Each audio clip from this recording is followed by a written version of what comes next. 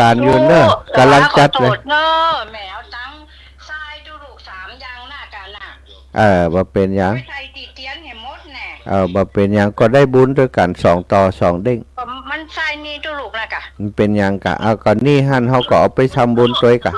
จำเป็นอย่างนั้นเนาะใช่ๆบ่ต้องห่วงกาสาแล้วธุก็เสาวิหารแล้วก็กาเคเป็นหยังรื่องซักผ้าเป็นแล้วหยังก็จีดินของเจ้าแม่ เจ้าสาธุเนอะจ้ะเราสาธุเจ้า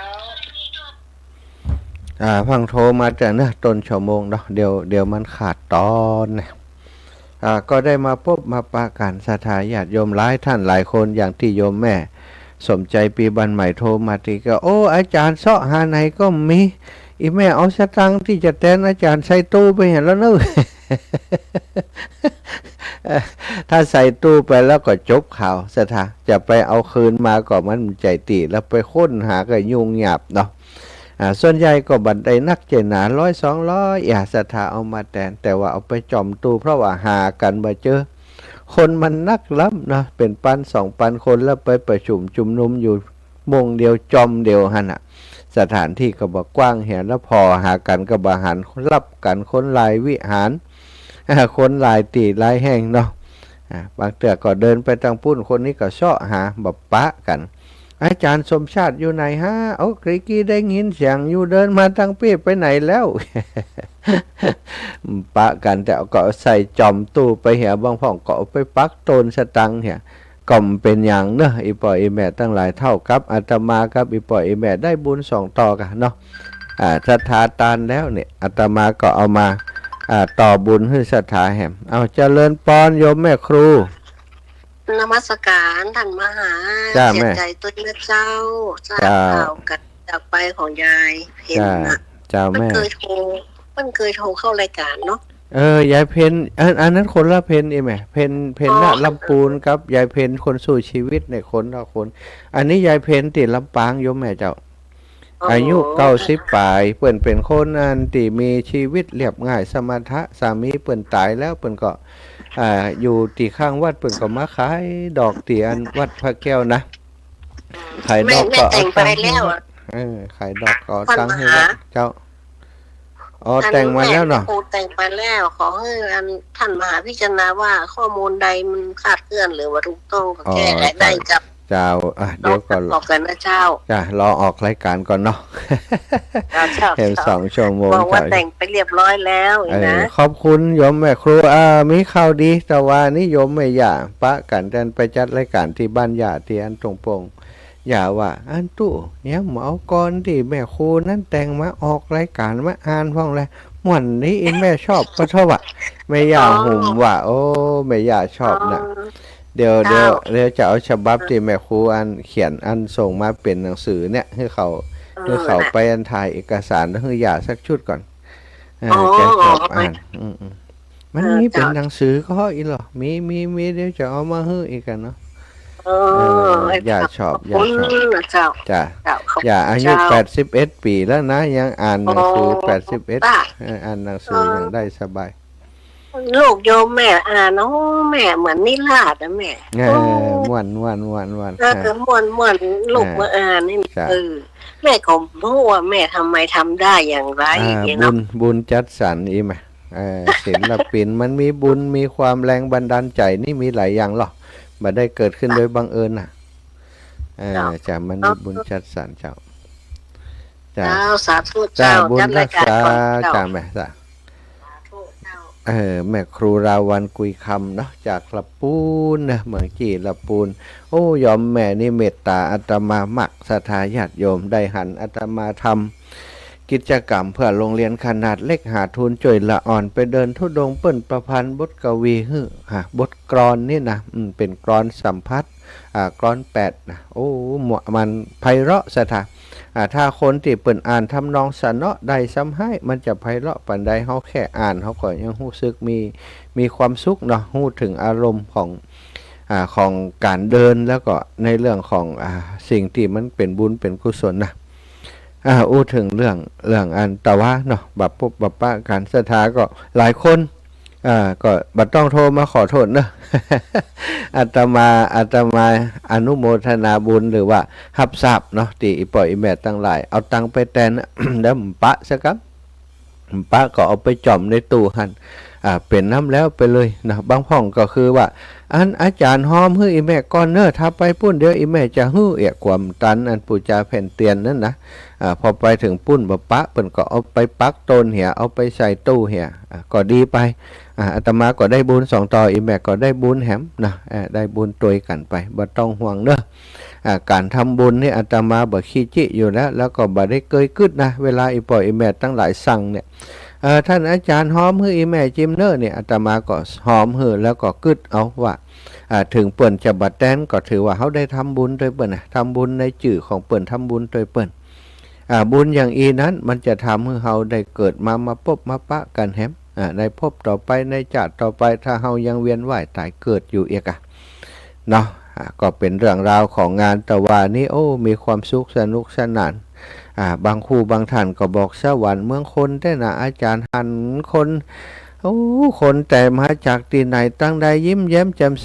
ใสกันบ่ฮู้จักกันมาก่อนก็ทักทายกันอีแม่มาจากไหนอีป่อมาจากไหนอันนี้นะสถาคือสิ่งที่เป็นวัตถุประสงค์เป็นเป้าหมายของการจัดงานของครูบาอาจารย์มีเป้าหมายว่าคลื่นสีขาวของเฮาอยู่ที่ไหนก็แล้วแต่ให้มีโอกาสได้มาพบมาปะกันได้มีปฏิสัมพันธ์ต่อกันคนนี้กาอีแม่ที่โทรมาโอ้อันนี้กาแม่สายพินอันนี้กาแม่สายทองอันนี้กาแม่นนแม่นี้อันนี้โลแม่กาบแก้วนี่โอ้ไทยลือนี่นะแล้วเปิ้นปะกันแล้วเปิ้นอู้กันนะสัทธามันมีความสุขไปหนังใกล้กันโอ้อีแม่มาจากไหนมันได้เปื่อนใหม่ได้มิตรใหม่ได้ปีใหม่ได้น้องใหม่ที่ได้หู้จักกันแหลกเบอร์โทรกันแหลกไลน์กันบัดเดี๋ยวนี้เปิ่นแหลกไลน์กันได้ละคนเท่าหลายคนมีไลน์ก็อีหรอเปิ่นไปผูกเซลกันนะก็ได้หันเหตุการณ์หันสภาพ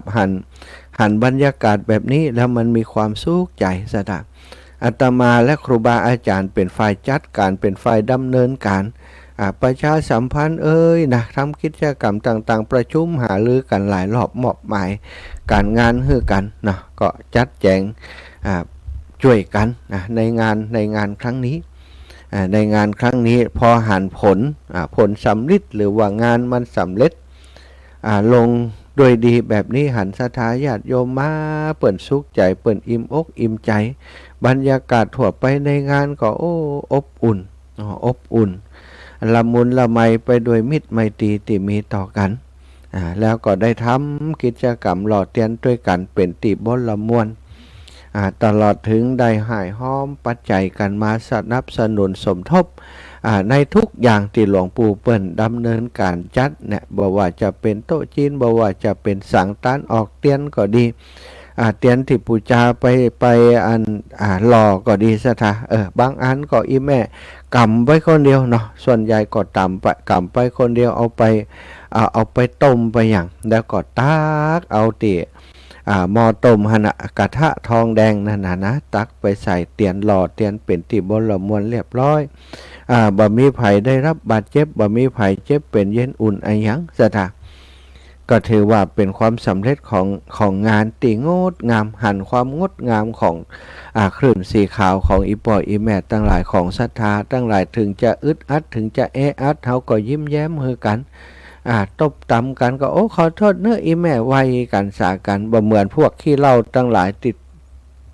ต้องสะดุดใส่กันตำกันลูกกุ้ยจดกันเนี่ย อันนี้ตำใส่กันขอโทษอีแบบประคองกันเนี่ยมันน่าฮักนะมันดูแล้ว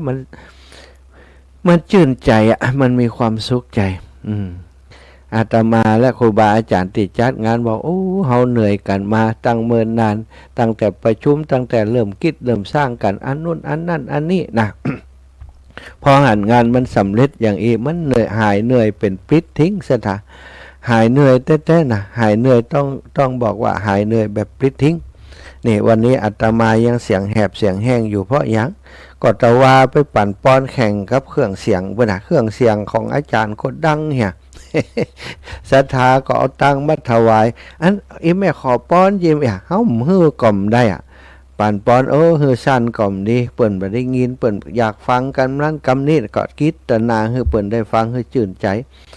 ก็เอาเสียงไปแข่งกับลำโพงสะตา เสียงแหบเสียงแห้งไปหมดเตาคืนก็จัดรายการตะว่าบ่แรงก็จัดรายการนะ2 ชั่วโมงตื่นเจ้ามาก่อนเล่นไป2 ชั่วโมงบ่เดียวได้แหม2 ชั่วโมง บ่แรงนี่ก็แหม1 ชั่วโมงเนาะ 19 ถึง 20 นาฬิกานี่ก็จะเป็นแบบนี้นะทุกวันก็ทำหน้าที่เป็นสื่อกลางนำสิ่งดีๆมาบอกมาแจ้งมามาจากับศรัทธาญาติโยมตลอดถึงนำสารธรรมที่มีประโยชน์ในการประพฤติในการปฏิบัติจากันไปสร้างความชื่นใจแก่กันและกันเนาะ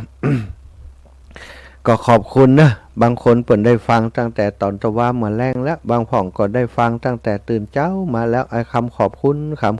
นี่ยอาตมาก็จ้างก็ขอบคุณนะเพราะอย่างศรัทธาเพราะว่ามันมีบุญคุณที่จะต้องขอบคุณต่อกันท่านขอบคุณเฮาขอบคุณท่านขอบคุณที่ครูบาอาจารย์จัดงานข้าเจ้าได้มาทำบุญเจ้าดีใจนะครูบาอาจารย์จัดงานก็กว่าคนบ่มาคนมาแล้วกว่าบ่ได้ตามวัตถุประสงค์อันนี้ทุกอย่างที่กว่ามันบ่มีแล้วศรัทธามันหายไปหมดแล้วเพราะงานนี้สำเร็จลงอย่างงดงามแต่ว่านี่ยอดสำหรับปัจจัยที่ได้มอบถวายกับหลวงปู่เนาะตอนที่เฮามอบให้เปิ้นนั้นได้อยู่ 264,503 บาท264503เนาะ26,400264,503 บาทเนาะ264,503 บาทไปใจาย 20,000 ได้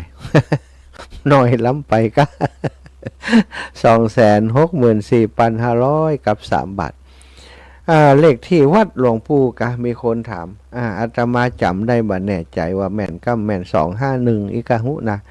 แต่เดี๋ยวก่อนเด้อวันหลังก่อยบอกแหมกำถ้ามันเลขศรัทธาเพิ่นว่าถ้าไปทำบุญใหญ่ติหยังมันจังมีโชคตัดนั้นนะอีโลนะถามอาตมามาเหอะแต่ว่าก็จำได้กำแล้ววันนี้มันลืมไป251ก็อย่างหูเนาะความบัจใจเดี๋ยวถ้ามันใจก่อยบอกแหมกำเนาะก็เป็นอันเสร็จสิ้นบรมวลไปแล้วเนาะขออำนวยพรให้กับศรัทธาอีพ่ออีแม่ทุกท่านทุกคนที่มีส่วนในการทำให้งานนี้สำเร็จเสร็จสิ้นไปโดยดีจะหายหอมมากก็ดีจะไปร่วมกิจกรรมในครั้งนี้ก็ดีจะเอาโฮงทานไปก็ดีจะเป็นเจ้าภาพอะไรยังก็แล้วแต่นะตลอดถึงฟังอยู่ต่างบ้านคือกำลังใจสาธุอนุโมทนาบุญมาอันนั้นก็ถือว่าได้มีส่วนร่วมผลักดันให้งานนี้สำเร็จไปได้โดยดีเนาะก็ขออำนวยพรให้ท่านอยู่ดีมีสุขเด้อชัยสิทธิทะนังลาพังโสทิงภาคยังสุขังพลังสิริอายุจะวันโนจะโพคังอุตติจะยัสสวาสตะวัสสาจะอายุจะชีวสิทธิพวันทุเตอายุวันโนสุขังพลังศรัทธาญาติโยมงานบางงานเนาะอันนัดหมายกันปะกันปุ้นเนออีนะพอไปถึงปุ้นแล้วปะกันในงานต่างๆอีแม่อันชอบหาอาจารย์ย่ำปะอีนะปะก็อีแม่หันกันก็บาหันนะอาจารย์ไปก็ บอกไปอย่าได้อีแม่ไปเปิดฟังในวิทยุไปเปิดฟังใน YouTube กะไปดูใน Facebook กะไลฟ์สดอยู่โลนะมาหันยังได้เนี่ยไปนะก็แม่ยังบาหันแต่บาหันว่าอีโลหลายครั้งหลายงานก็จะเป็นอย่างอีแต่ส่วนใหญ่ก็จะพบปะกันดีอกดีใจกันปะคนเฒ่าคนแก่บางพ่องนี่บับปะกันเป็นปี2 ปีแม่ประพันธ์นี่เคยไปติดตามอาตมาตอนเดินธุดงค์ไปเตียนเมืองฝางเนาะไปเมืองฝางแม่อายชัยประการถาตอนน่ะโยมแม่ประพันธ์ไปหาอาตมาเตียนที่ป่าจ้าเนาะสุสานป่าจ้าบันแม่อายหลวงนะไปพบปะกันหันเจริญปอนแม่บางพ่อนี่ปะปะกันเป็นปี2 ปีอย่างใดแม่กำลังได้ฟังบัดเดียวไปยัดการเทื่อละอ่อนหลังบ้านกำลังมาฟังเปิดฟังบัดเดียวฟังไปกังกาฟังโทตกาที่ป่าจ้า ได้ฟังบัดเดียวก็โทรบัดเดียวแล้วใครเขียนได้นะ เดี๋ยวก่อนไปเมืองฝางเสาะไม่ใช่ไปเลยโยมแม่จันศรีสุขาตะวาก็ป้ากันโอ้อีแม่เจ็บหลังเจ็บเอวแต่ตะวานี่หันหน้ายิ้มจืนไว้เนาะทำอาหารมูนักก็จืนใจแล้วเสาะหาแม่ยามปะกันสักกำกะแม่จันศรีสุขาถามจะเอาความมาฝากอยู่จะนั่นสถายามองเอ้ยขนมเอ้ยกาแฟเอ้ยเอาอย่างก็เอามีหมด แต่ว่าได้ปะกันแล้วเนาะศรัทธาญาติโยมหลายๆครั้งหลายครั้งหลายงานได้ปะกันผ่องบ่ได้ปะกันผ่องเวลาบ่ปะกันอาตมาก็คือคนที่เคยปะเคยมีปฏิสัมพันธ์ต่อกันนะเคยได้ช่วยเหลือดูแลกันนี่เนาะตอนที่อยู่ป่าช้าเปิ่นไปดูแลเอาข้าวน้ำโภชนาอาหารไปถวายติดตามไปพอไปก่อยก็นึกถึงเปิ่นแต่ว่าเปิ่นหายไปไหนไปเมืองฝางก็บ่ปะไปหันก็บ่ได้ถามไผด้วยว่าเปิ่นไปไหนโอ้แต่ว่านี่ได้ปะเปิ่นโหยังได้นี่อีแม่โอ้ชานอีแม่บ่ค่อยสบายอันช่วงก่อนนี้ไปไหนบ่ได้เลยบ่สบายบ่ได้ปะกันเหมือนเนาะอาจารย์ก็เป็นเกือบ2 ปีที่มาได้ปะกันเนาะได้ป้ากันเหตุวาก็ได้ถามสารทุกสุขดิบกันโอ้ก็ดีใจเนอะที่แม่สุขภาพแข็งแรงคนเฒ่าคนแก่ที่เปิดฟังรายการธรรมะหรือว่ารายการธรรมะที่ครูบาอาจารย์จัดเนี่ยส่วนใหญ่แฟนรายการจะเป็นคนเฒ่า 60คืนก็เท่าแล้วเนาะ60 70 80 90เนี่ยบางคน90ไปจะ100ก็มีนะยังฟังรายการได้อยู่เนี่ยโอ้บุญเปิ้นตาอาตมาตั้งแต่จัดรายการมาเนาะก็มีคนเฒ่าคนแก่โทรมาหามามาจ๋าทุลูกอายุต่อใดนี่หันอีปออีแม่และอีแม่ดีใจเหมือนกับอยู่กับลูกกับเต้าลูกเต้ากับปอกับแม่อีมันม่วนใจดิถึงวันนี่แม่ถ้าฟังอาจารย์ติ๊กว่าโอ้ฟังมันยังไดแม่ฟังธรรมะกับมันหมวดนี้บ่ใช่แม่ฟังอีปออีแม่เนี่ย เป็นว่าชอบฟังกะคำว่าอีปออีแม่อาตมาก็อย่างที่บอกไปมันติดซะท่ามันติดกรรมนี่เห็นละถ้าครูบาอาจารย์ว่ามหากรรมนี่ห้ามว่าอีปออีแม่นะถ้าใจยุ่งนักแกนะมันติดเนาะตั้งแต่เป็นนั่นอยู่กับเจ้าบ้านนะเป็นฆราวาสนี่เป็นเจ้าบ้านเป็นผู้จานอายุหนุ่มแล้วไปประชุมก็ดีไปอยู่ในวัดก็ดีเนี่ยเวลาทำกิจกรรมคนเฒ่าก็เปิ่นว่าอีปออีแม่นะมันว่าอย่างอีติดมาเนี่ยมันก็เลยติดสถาห้อยปักอยู่เนี่ย ชั่วโมงหนึ่งมีคำว่าอีปออีแม่เป็นปั้นเนาะสถาทั้งหลายแต่ว่ามันก็ทำให้เป็นกรรมที่ศรัทธาญาติโยมจะจำได้ถ้าอาจารย์สมชาติก็คืออีปออีแม่นะจำได้ดีว่าก็หลายคนก็เลยกลายเป็นว่าเมตตาอาตมาฮักเป็นลูกเป็นเต้าโทรมาหาโทรมาฮือกำลังใจบางพ่องนี้บักกล้าโทรมาตอนเข้ารายการก่ออุพิษอุถูกโทรมาหลังจากที่อาตมาออกรายการก็โทรมาหาอันนี้ก็เข้าท่าดีศรัทธาญาติโยมอย่างแม่ผงเทพประสานนี่อยู่อันศพก็แม่สวย91นะ91 92เวลาไปหาต้องโทรบอกล่วงหน้าก่อนถ้าไปหาไปป๊บแล้วแวะเข้าไปเลยถ้าเปิ่นหันเปิ่นจะตื่นเต้นสันยงสถาบอกโอ้อย่างนี้ตื่นเต้นว่ะอินดูก็ถ้าจะไปมาเดี๋ยวนี้ก็โทรหาเปิ่นก่อนโทรหามึดจะไปเนอะมาต้องตื่นเต้นนะ โทรหาก่อนอันนี้ก็กึดเติงหานะว่าจะไปเดี๋ยวจะขึ้นไปถาดตอนวันพรุ่งนี้จะเดินทางไปเมืองฝางไปเมืองฝางไปเยี่ยมญาติโยมที่เมืองฝางไปปังปอยแล้วก็ไปห้วยงูในจะไปเสาหินแล้วก็สดไปแม่อายไปแม่อายไปแอวหาญาติโยมเล็กๆน้อยๆเนาะถ้ามีเวลาก็จะแวะหาแม่มะลิวันเขาโยมปีละพีพันธ์เขาแล้วก็จะสดไปอัน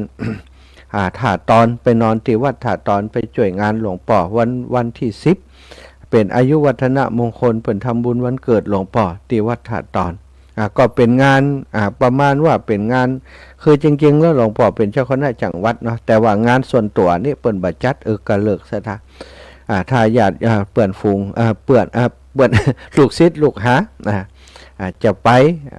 เปิ้นก็ยินดีเอกเนาะถ้าญาติโยมจะไปเปิ้นก็ยินดีแต่เปิ้นก็บ่ประชาสัมพันธ์บ่แจกซองแจกกัดอะไรอย่างสักอย่างสถานก็พิสูจน์บารมีกันเนาะไผที่เคารพนับถือก็จะไปแสดงความยินดีมุทิตาอายุวัฒนะมงคลกับหลวงพ่อใหญ่อาตมาก็จะไปช่วยการช่วยงานหลวงพ่อใหญ่เฮ็ดสักวันนึงไปวันที่9วันที่10เปิดสวดมนต์สืบชะตาแล้วก็จะได้เดินทางกลับเพราะว่าที่แรกว่าจะมาปล่อยงานปล่อยที่อันบ้านวัดปางปอยวันที่11แต่พอดีว่าบัดเดี๋ยวนี้วันที่11บัดได้อยู่กับพี่น้องปางปอยก็จะไปหายหอมเปิ้นแหวก่อนแล้วจะต้องหีบกลับวันที่10นั่นละเพราะเพราะว่าวันที่11นั้นมีเรื่องที่จะต้องไปอยู่บัดได้ซะท่าจะต้องอยู่ที่อันลำปางอยู่ร่วมงานที่บ่อยากให้มีงานหนึ่งก็คืองานชาปนกิจสถาญาติโยมเรื่องของเรื่องนะวันนี้ตะวาอิตนะตะวานี้หลังจากติเซตงานจากหม่อนจอมพ่อก็ได้ขอปูจาเอาไพ่มัดมือนะไฟมัดมือแล้วก็อัน ชมปล่อยนะติบหลวงปู่เปิ้นอันเอาไปปลูกเสกแล้วก็เอามาเป็นวัตถุมงคลเอาเป็นของช้ำรวยฝากศรัทธาญาติโยมส้มปล่อยก็ไฟมัดมือก็ได้ไฟมัดมือกับส้มปล่อยมา 4-5 อัน ก็ว่าจะเอามากึดเติง 2-3 วันก่อนกึดเติงหาโยมแม่ท่านหนึ่งว่าอันตอนที่อาตมาเดินทางกลับมาจากธุดงค์เพื่อการศึกษาเนี่ยวันตาลพระป่าเปิ่นอยู่ก็จ้าแต่คนมันนักวันตาลพระป่าอาตมาก็บอกว่าเปิ่นมาก็บ่มาแต่เปิ่นบอกอาตมาไว้ตอนที่อาตมาจะเดินธุดงค์ว่าเดี๋ยวอีแม่จะไปหาอาจารย์ตอนที่อันเดินกลับมาจากนครพนมก่อนเนาะเดี๋ยวจะอีแม่จะไปตาลพระป่าตัวแล้วก็วันที่ตาลพระป่าอาตมาบัดแน่ใจว่าอีแม่มาก็กึดถึงเปิ้นนะตะวันก่อนวันที่อยู่ที่หม่อนจอมพอก็รู้สึกว่ากึดถึงเปิ้นตอนกลางคืนกึดถึงอันวันนั้นอีแม่มาก็จะจำบ่ได้ว่าเปิ้นไปกำไปเนี่ยคิดประมาณเนี้ยแต่พออันไปเอาฝ้ายมัดมือที่หลวงปู่ก็กึดถึงเปิ้นว่าจะเอามามัดมือฮือวิมอนเปิ้นบ่ค่อยสบายอายุ90ปลายตั้งแต่เมษาช่วงเมษานะสถานกลางเมษามาสุขภาพเปิ้นบ่ค่อยดีก็รู้สึกเป็นห่วงเปิ้นว่าจะไปอันมัดมือฮือเปิ้นเนาะวันนี้หลังจากเดินทางมาจากเมืองปานก็แวะเข้าไปที่อันบ้านของอีแม่ที่อยู่ข้างวัดพระแก้วดอนเต่าสุชาดารามไปถึงหน้าบ้านจอดรถว่าอันนั้นรถเครื่องเขาจอดนั่นที่รถเครื่องจอดนะเขาไปจอดรถที่หน้าบ้านอีแม่โผล่หัวออกจากรถมาก็หันคนใส่เสื้อดำอยู่ในบ้านอีแม่ 2-3 คนก็ถามว่ายายไปไหนล่ะยายเพ็ญไปทางใดคนหมู่นั่นก็พ่อหน้ากันเลิกลักซะท่าแล้วก็มีคนหนึ่งตอบอันอีแม่ไปเอาศพยายไปไว้ที่วัดนางเหลียวว่าสะดุ้งเลยศรัทธาญาติโยมขนคิงลุกหมดว่าเฮาเปิ้นหาจะคึดเติงหาเฮาอย่างใดบอกว่าวัน2 วันก่อนเนี่ยเฮารู้สึกอย่างอันน่ะแล้วก็แล้ววันนี้พอมาที่บ้านเปิ้นบอกว่ายายเสียอีวะเสียได้2 วันแล้วอาจารย์ก็ว่ายายมันบอกกันสักกรรมเนี่ยตอนยายมันสบายนักเนี่ยเคยสั่งไว้โลถ้ายายมันสบายอย่างไรบอกเฮาจิมเนอ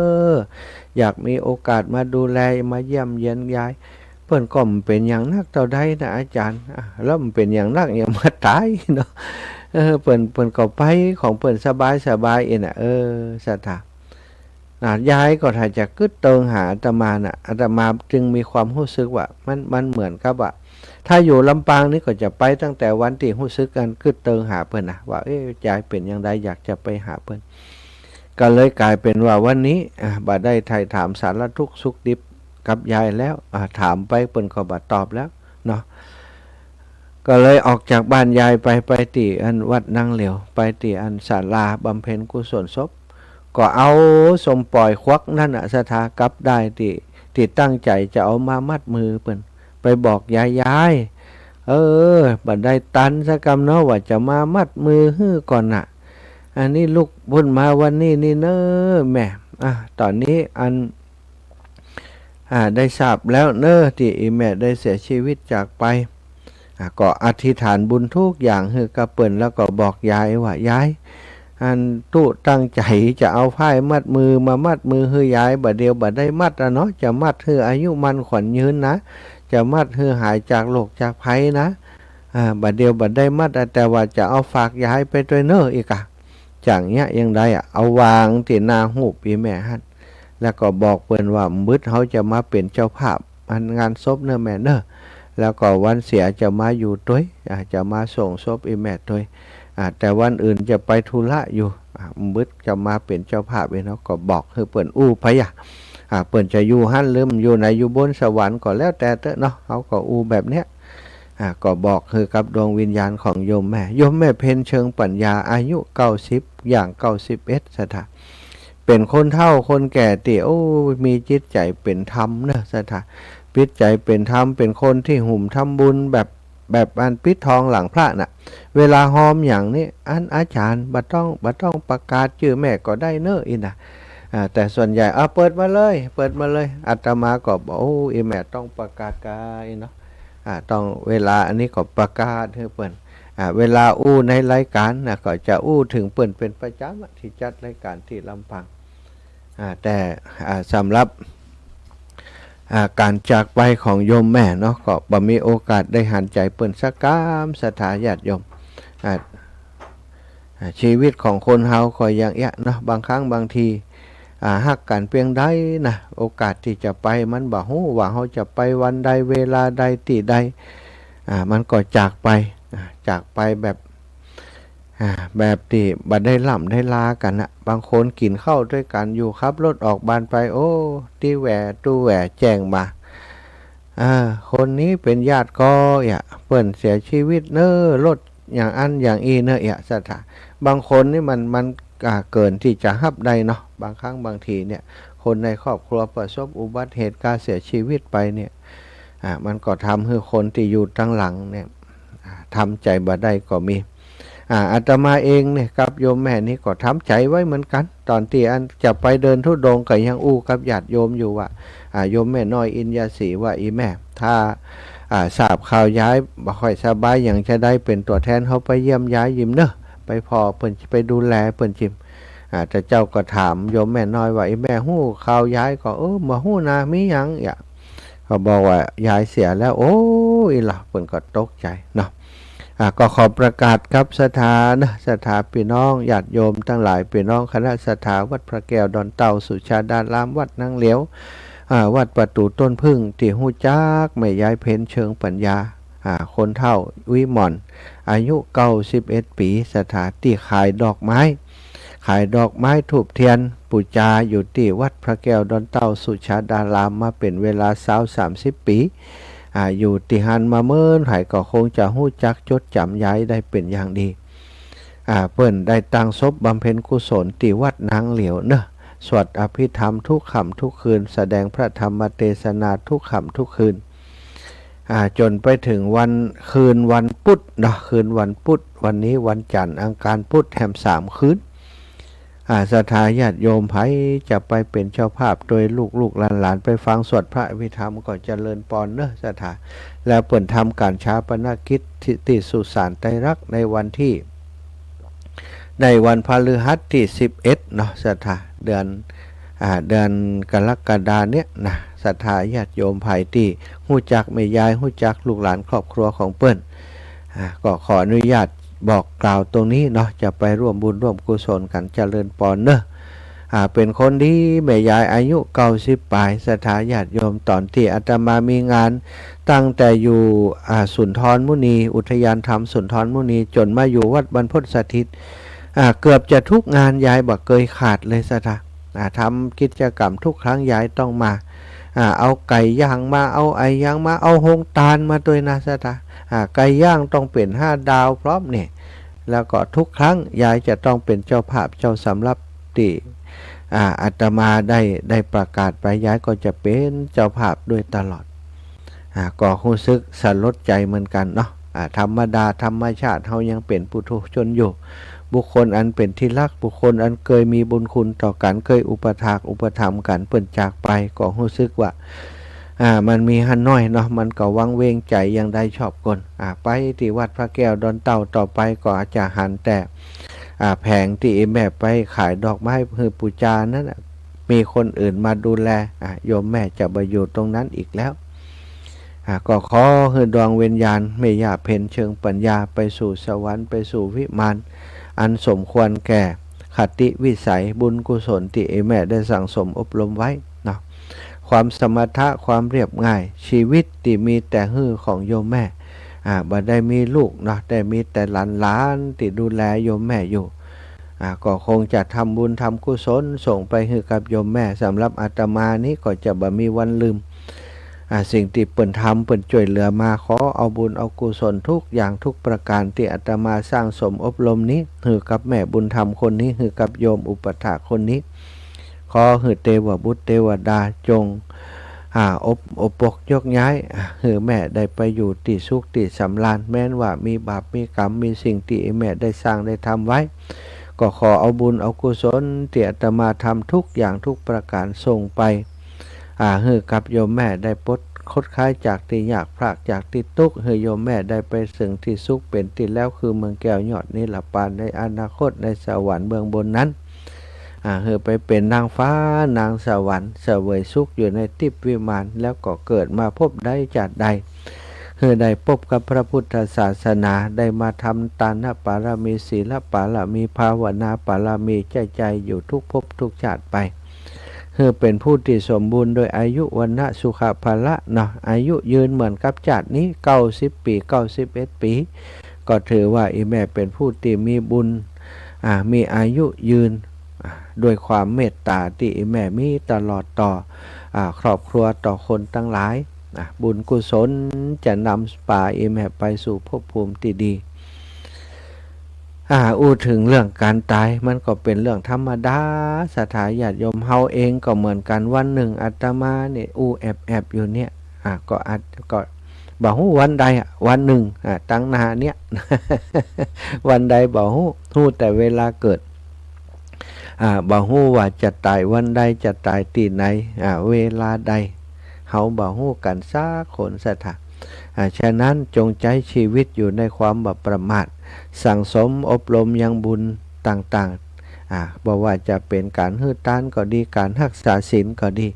การปฏิบัติภาวนาก็ดีจะไปพัดวันประกันพรุ่งวันนี้มีโอกาสทำบุญมีเนื้อนาบุญมีทักขิเนยะบุคคลมีงานบุญงานกุศล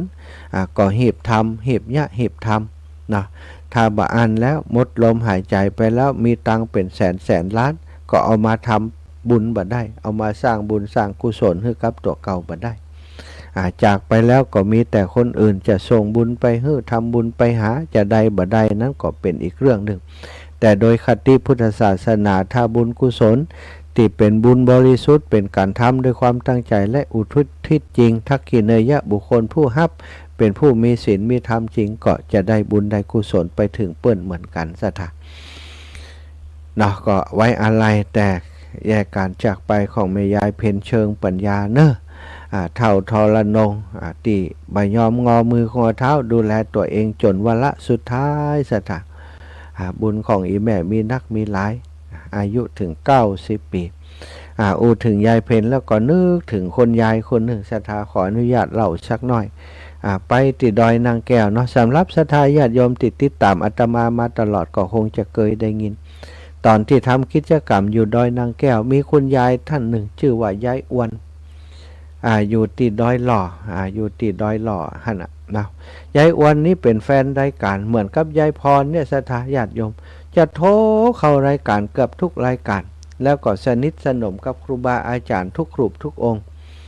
เปิ่นหูจักหมดเปิ่นหันมาหมดแล้วทีนี้อาตมาจัดรายการใหม่ๆอยู่ไปร่วมกิจกรรมที่ดอยนางแก้วเป็นรูปสุดท้ายเป็นรูปน้องลาสุดของครอบครัวขึ้นสีขาวซึ่งคุณยายอ้วนนี้ บ่เคยหันหน้ากำเตือนแต่โทรมาในรายการบ่อยมากโทรมาหาอาตมาเกือบจะทุกครั้งที่อาตมาจัดรายการตอนนั้นก็บ่ได้มีรายการนักแบบปัจจุบันนี้เนาะครูบาอาจารย์ก็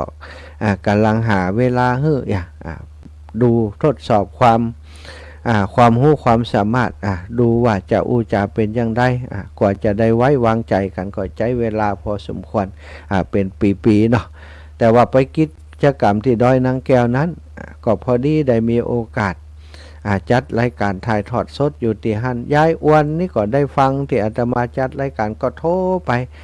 วันผูกยายก็ไปนะอาจารย์วันผูกจะไปหาเนอะโอ้ดีใจยายมาวันผูกปะกันวันผูกจะเอาเมียงไปตัวเอาเมียงไปฮือหลวงปู่ดอยเอาไปฮือตุลุงยองอีวะ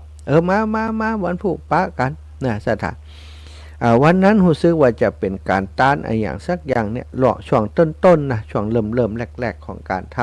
ำกิจกรรมที่ดอยนางแก้วสร้างพระธาตุสร้างศาลารู้สึกว่าจะเป็นศาลาช่วงนั้นนะ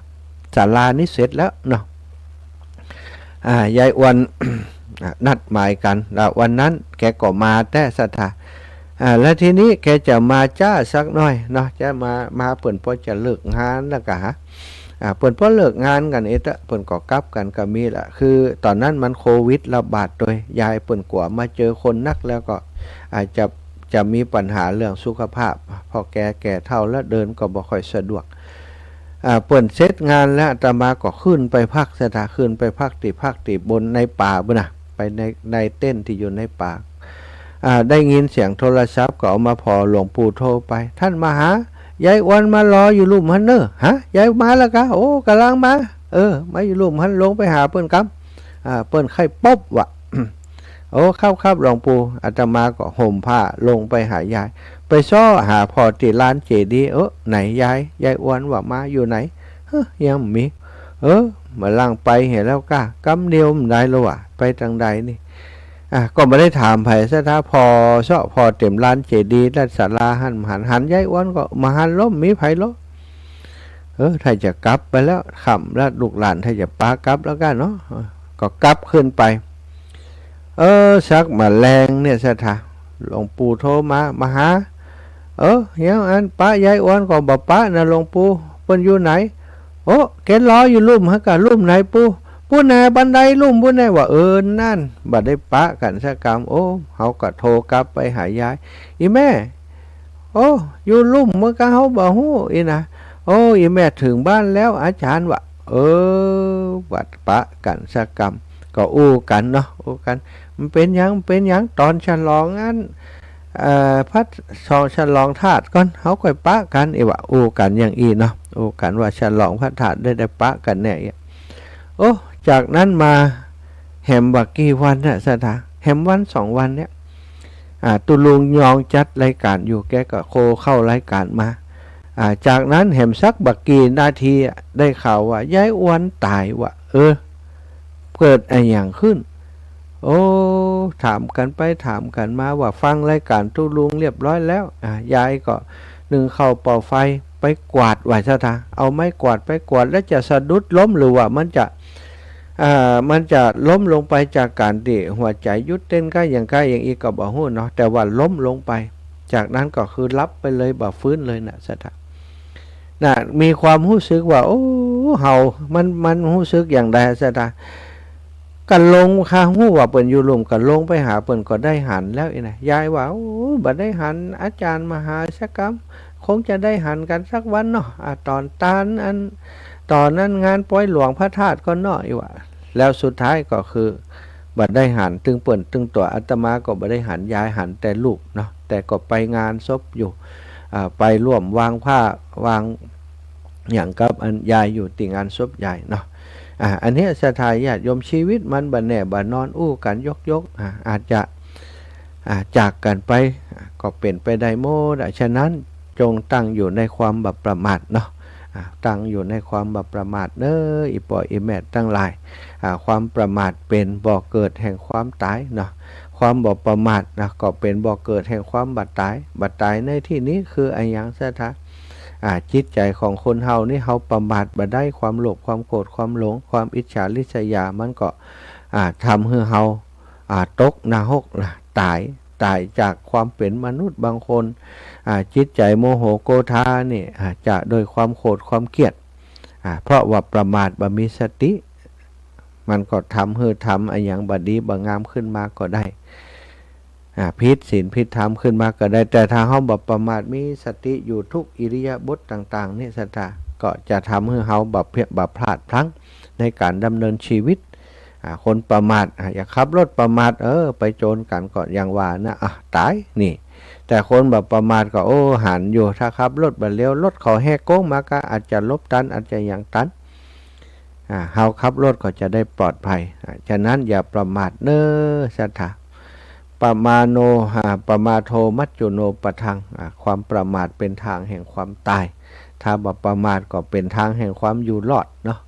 เอาละสัทธาเหลือเวลาประมาณสัก10 กว่านาที10 นาทีจะเปิดสายให้สัทธาสักเล็กน้อยจากนั้นก็จะได้พักเหี่ยสักน้อยแล้วก็ชั่วโมงที่2มาปะกันจะได้อุจาถึงเรื่องอื่นต่อ 0808844173เน้อเอาท่านผู้ใหญ่กัลยาว่าอย่างใดปีนี้ท่านผู้ใหญ่เนาะกฐินได้ทราบข่าวว่าจะมีกฐินจากตังกรุงเทพกรุงไทยมาเนาะถ้ามีโอกาสจะไปร่วมบุญด้วยกันเน้อประพันธ์พรหมมินทร์ไผ่จ้าตังใดนามสกุลเหมือนอีน้องนะพันนิตาพรหมมินทร์แม่มะริวันเจริญเนตรแม่น้อยพันบุญนะแม่ย่าบัวเขตะโปคุณวัชราสุตานะหลายท่านหลายคนติดตามทาง Facebook ไลฟ์นะขอบคุณโทรศัพท์ยังได้ดับปิ้ง0808844173เน้อสัทธานะมาแล้วเจริญปอนแม่บัวไข่แก้มาตรการเจ้ามาละกาอยู่ไหนมาเดี๋ยวนี้วัดบรรพตสถิตฟังแต่ต้นมาก็ว่าลังฟัง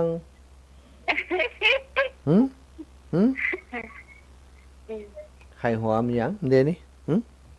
ไข่หัวมันได้ฟังแต่ต้นมาก็ดีใจบ่อยู่นี่ดีใจยังอยู่ใกล้นี่ดีใจยังอยู่ใกล้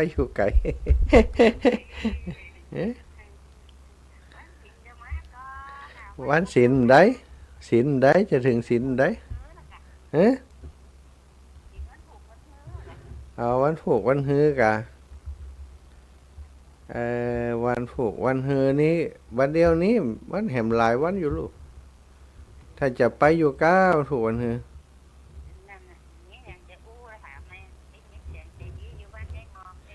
โอเคสัตว์ตุ้นเนอ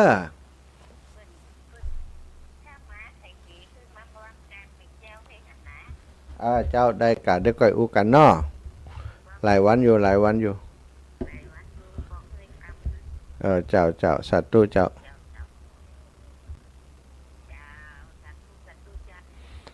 เจริญพรโยมแม่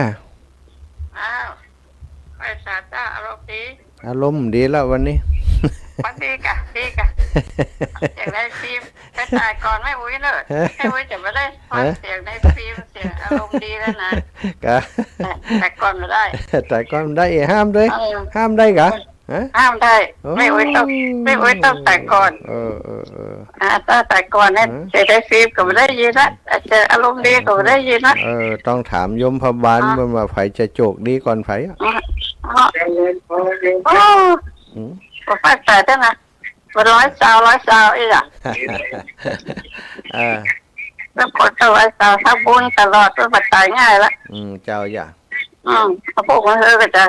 แห่เตียนนั้นพระราชทานแล้วก็แห่ยอดทรัพย์สำหรับนี้วันที่17โอ้ดีกะพระราชทานเลยกะเจ้าเพิ่นเมย์ได้3 ปีแล้วเหรอว่าแม่อุ้ยเขาได้3 ปีละโอ้ดีกะเขาไปฮักมาแต่คืนนี้โอ้ดีสัตว์ตู้แม่อุ้ยเนอะโอ้งานใหญ่ลูกวัดใหญ่นี่วันที่16นี่จะได้แห่ตั้งอำเภอมาวัดถ้าเปิ่นจวนกับไปเปิ่นจวนเนาะสัตว์ร้าย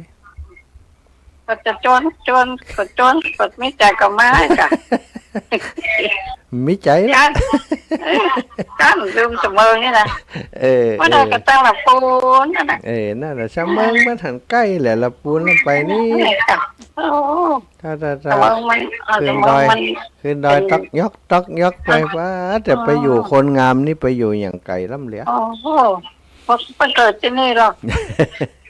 บุญเทวดาเกิดที่นี่สาธุอ้าวจ้างเผือกในป่ายังดีหรือว่าได้เกิดเป็นปักยอค่ะน่ากาดีแล้วเปิดเป็นอย่างก็ดีหมดสาธุสาธุเกิดอย่างเป็นมนุษย์มนาดีหมดนะเผ่าใดเผ่าพันธุ์ใดเป็นมนุษย์คือประเสริฐสุดแล้วศรัทธาไผจะสร้างสมคุณงามความดีสร้างปุญญาบารมีก่อนแล้วแต่ไผมันเนาะก็อู้เอิญเชิญชวนศรัทธาญาติโยมทั้งหลายเนอะเอาละเนาะแม่บัวลอยมาแม่บัวลอยสายเขียวเจ้าแม่เจ้าการราชการเจ้าโยมแม่การโยมแม่ขออนุโมทนาด้วยท่านที่ไปสลอดเตียนมาแม่โยมแม่ได้ไปเป็นอย่างเอาหื้อเลยแต่ก่อนวิทยาลัยสงฆ์นี่ก็ไปไกลอยู่ก้าไปได้ก่อใกล้นี่ท่านได้อยู่เนาะนั่นกะอินดูวิทยาลัยสงฆ์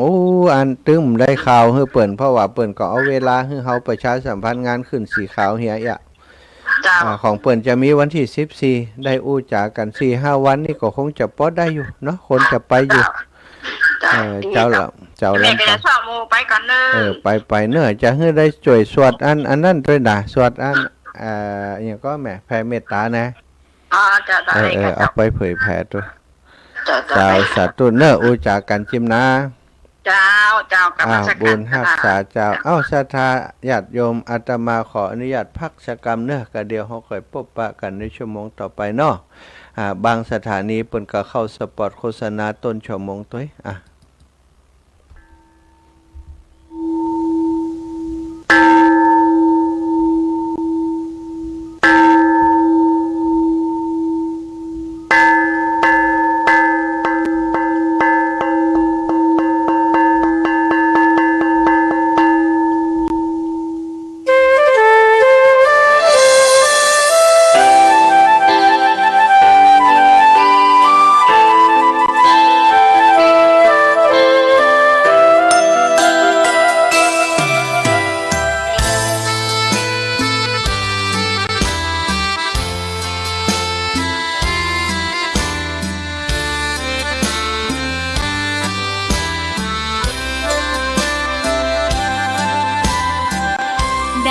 เกิดเป็นคนนั้นยากจริงนะ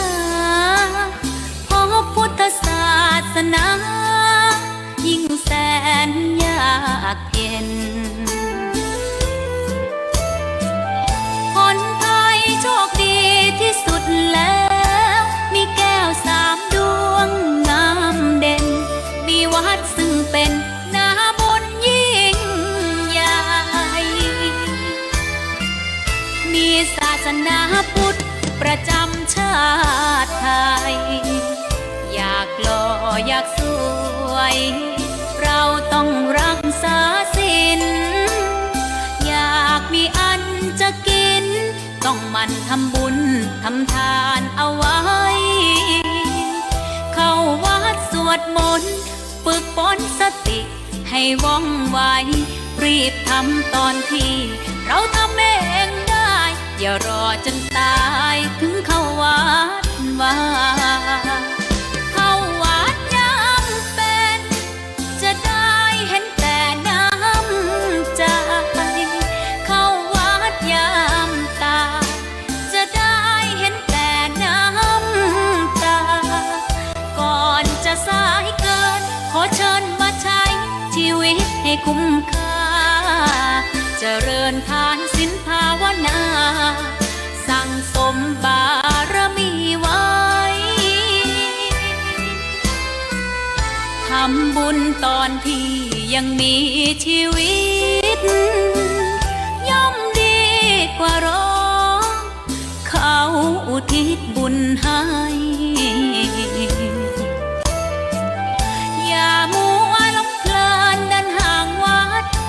ตัวอย่างชัดๆมีมากมายเข้าวัดตอนตายสายเกินแก้กรรม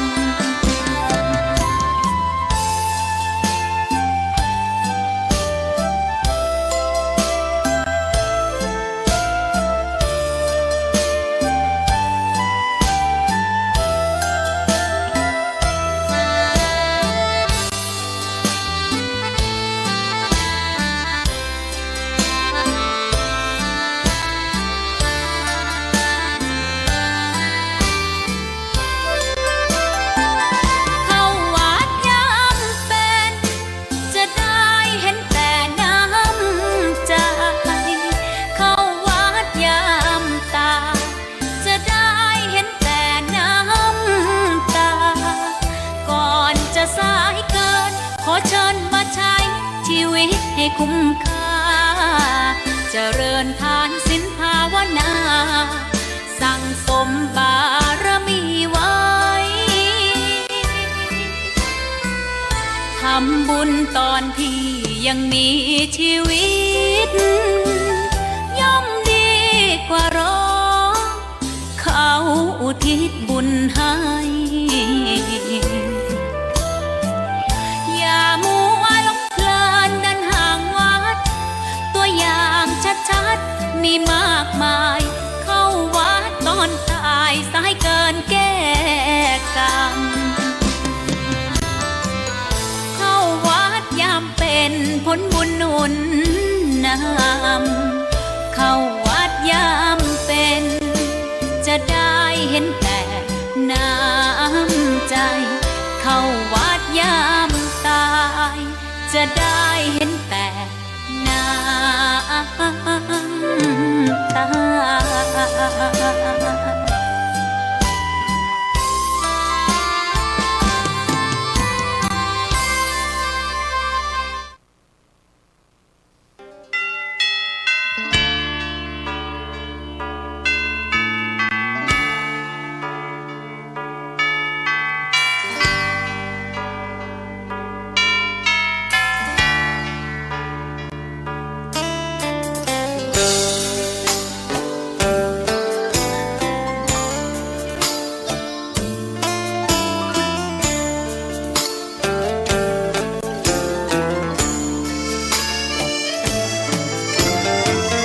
เชิญชวนทุกท่านเข้าวัดเข้าวา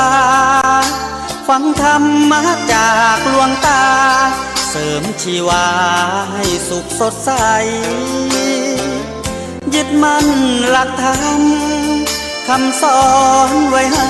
ขึ้นใจความดีรีบทำกันไว้หญิงชายอย่าได้นายนี้เชิญชวนทุกท่านเข้าวัดเข้าวาทำบุญด้วยจิตศรัทธาผลบุญพาให้เราสุขีจะทำการใดนำใช้ในสิ่งดีดีทำบุญให้ทานวันนี้ไม่มีใครว่าใครชังสมัยก่อนประทับใจปู่ย่าตายายวันพระไม่เคยเบื่อหน่ายจำได้ไม่ลืมสักครั้งเหตุใดวันนี้มีคนเข้าวัดน้อยจังอยากให้เหมือนก่อนอีกครั้งฝากความหวังกับคนรุ่นใหม่เชิญชวนทุกท่านเข้าวัดเข้าวารับศีลรับพรหลวงตาเสริมคุณค่าให้กับจิตใจกระทำความดีเรื่องนี้ไม่ต้องอายใครว่างจากการงานเมื่อใดเชิญชวนท่านไปทำบุญ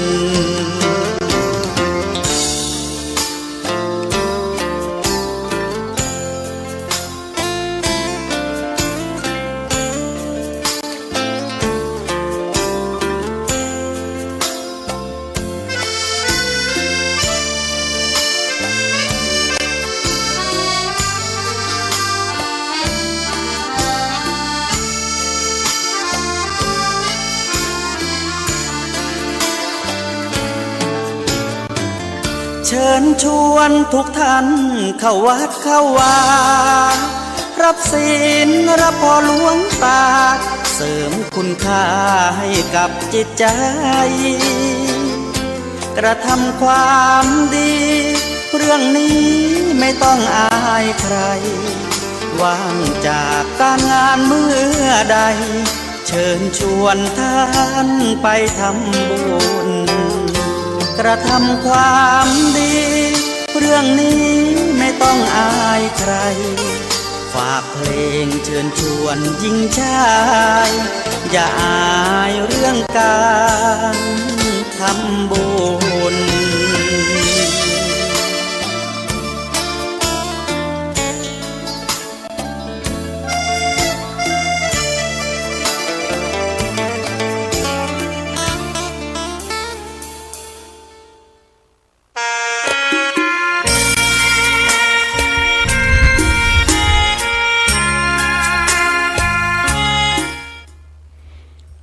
ศรัทธาญาติโยมตั้งหลายชั่วโมงที่สองพบกันในชั่วโมงที่สองขอธรรมสวัสดีสวัสดีกับทุกท่านทุกคนยินดีต้อนรับสู่รายการสารธรรมยามบ่ายภาคภาษาพื้นเมืองเนาะโดยอาตมาภาพพระมหาสมชาติชาตปัญโยวัดบรรพตสถิตอำเภอเมืองจังหวัดลำปางสำนักปฏิบัติธรรมแห่งที่4จังหวัดลำปางได้มาพบปะกับศรัทธาญาติโยมเป็นเวลา2 ชั่วโมงวันนี้มาแทนมาทดแทนครูบาอาจารย์ท่านอาจารย์ชัยวัฒน์นาคเสโนตุลุงยองเนาะท่านมอบเวลาคืนมาให้อาตมาได้มีโอกาสมาพบปะมาจัดรายการให้ศรัทธาญาติโยมอีพ่ออีแม่ได้รับฟังตุลุงไปปฏิบัติภารกิจศาสนกิจไปช่วยการช่วยงานครูบาอาจารย์ที่นครเจดีย์ป่าสังชื่อนครเจดีย์จะปื้อวัดก็ชื่ออย่างบ่ฮู้เนอะวัดนครเจดีย์จ้ะที่ป่าสังเนาะตุลงไปเป็นศาสนพิธีกรเป็นโฆษกเป็นพิธีกรกับงานปอยของเปิ้นงานสำคัญประจำปีของเปิ้นจึงบ่สามารถจะมาจัดรายการให้ศรัทธาอีพ่ออีแม่ได้รับฟังได้ก็ส่งเวลามาให้น้องบ่าวอาตมาภาพได้จัดรายการแทนวันนี้เนาะจากชั่วโมงแรกได้อุจาไปถึงเรื่องงานการหลอดเตียนที่ผ่านมาสำเร็จเสร็จสิ้นไปแล้วโดยดีแล้วก็ได้อุจาถึงการไว้อาลัยต่อการเสียชีวิตจากไปจากแฟนของแฟนรายการคลื่นสีขาวอีกท่านหนึ่งอีกคนหนึ่งแม่ยายเพ็ญเชิงปัญญาอายุได้91 ปีย่างได้เสียชีวิตจากไปอย่างบ่มีวันกลับตั้งศพบำเพ็ญกุศลที่วัดนางเหลียวหลังวัดพระแก้วดอนเต้าสุชาดารามจังหวัดลำปางอีพ่ออีแม่ตั้งหลายแฟนรายการที่ฮู้จักมักคุ้นกับแม่ยายเพ็ญเชิงปัญญาเนอะญาติธรรมญาติโยมตั้งหลายไปแวะไปแอวไปเป็นเจ้าภาพไปเป็นกำลังใจให้ลูกให้หลานของคุณยายไปส่งยายเป็นครั้งสุดท้ายเป็นวาระสุดท้ายกันได้เปิ้นตั้งศพบำเพ็ญกุศลตั้งแต่ตะวามาแล้วจนไปถึงวันสวดพระอภิธรรมเทศไปจนถึงวันพุธนะวันพฤหัสวันที่11ก็จะนำทำบุญบำเพ็ญบุญตอนเช้านะจากนั้นก็จะเคลื่อนสรีระศพของโยมแม่ไปสู่สุสานปัจจาที่สุสานไตรลักษณ์ทำการชาปนกิจที่หั่นเนอะศรัทธาญาติโยมเท่าแก่อีพ่ออีแม่ตั้งหลายที่ได้ยินข่าวสารนี้ที่อาตมาภาพได้แจ้งให้ทราบก็ตั้งลูกหลานของโยมแม่เพ็ญเชิงปัญญาก็ขอเจริญพรขอเรียนเชิญโดยความเคารพทุกท่านทุกคนไปร่วมส่งสการตานข้าบคุณยายได้ตามวันเวลาที่ศรัทธาอีพ่ออีแม่สะดวกเนาะอาตมาภาพเองจะไปเป็นเจ้าภาพในค่ำคืนนี้แล้วก็วันที่11จะไปส่งศพของโยมแม่ที่สุสานที่ปัจจาโดยก็ศรัทธาญาติโยมใครจะติดตามไปร่วมบุญด้วยกันก็ขอเจริญพรเนอะชั่วโมงที่2นี้ศรัทธาก็ขอถึงต้นสังกัดนะของอาตมาภาพหรือว่าต้นสังกัดที่เป็นสถานีวิทยุของเจ้าลำปางของเฮาที่เฮาใจในการเผยแพร่ธรรมทำกิจกรรมอย่างต่างๆทุกวันนี้นั่นก็คือวิทยุวิทยาลัยสงฆ์นครลำปางซึ่งมีสถานีออกอากาศอยู่ที่วัดบุญญวาสวิหารพระอารามหลวงสมัยก่อตั้งในสมัยที่วิทยาลัยสงฆ์อยู่ที่วัดบุญญวาสวิหารปัจจุบันนี้ก็ใช้สถานที่วัดบุญญวาสวิหารในการส่งสัญญาณออกอากาศสถานห้องส่งก็อยู่ที่วัดบุญญวาสวิหารนะได้รับการ ได้รับความเมตตาจากรักษาการเจ้าอาวาสวัดบุญยวาสวิหารพระอารามหลวงหลวงป่อท่านพระครูอนุศาสตร์วรธรรมได้เมตตาให้สถานีตั้งอยู่ที่หั่นแล้วก็ได้อุปถัมภ์ดูแลอยู่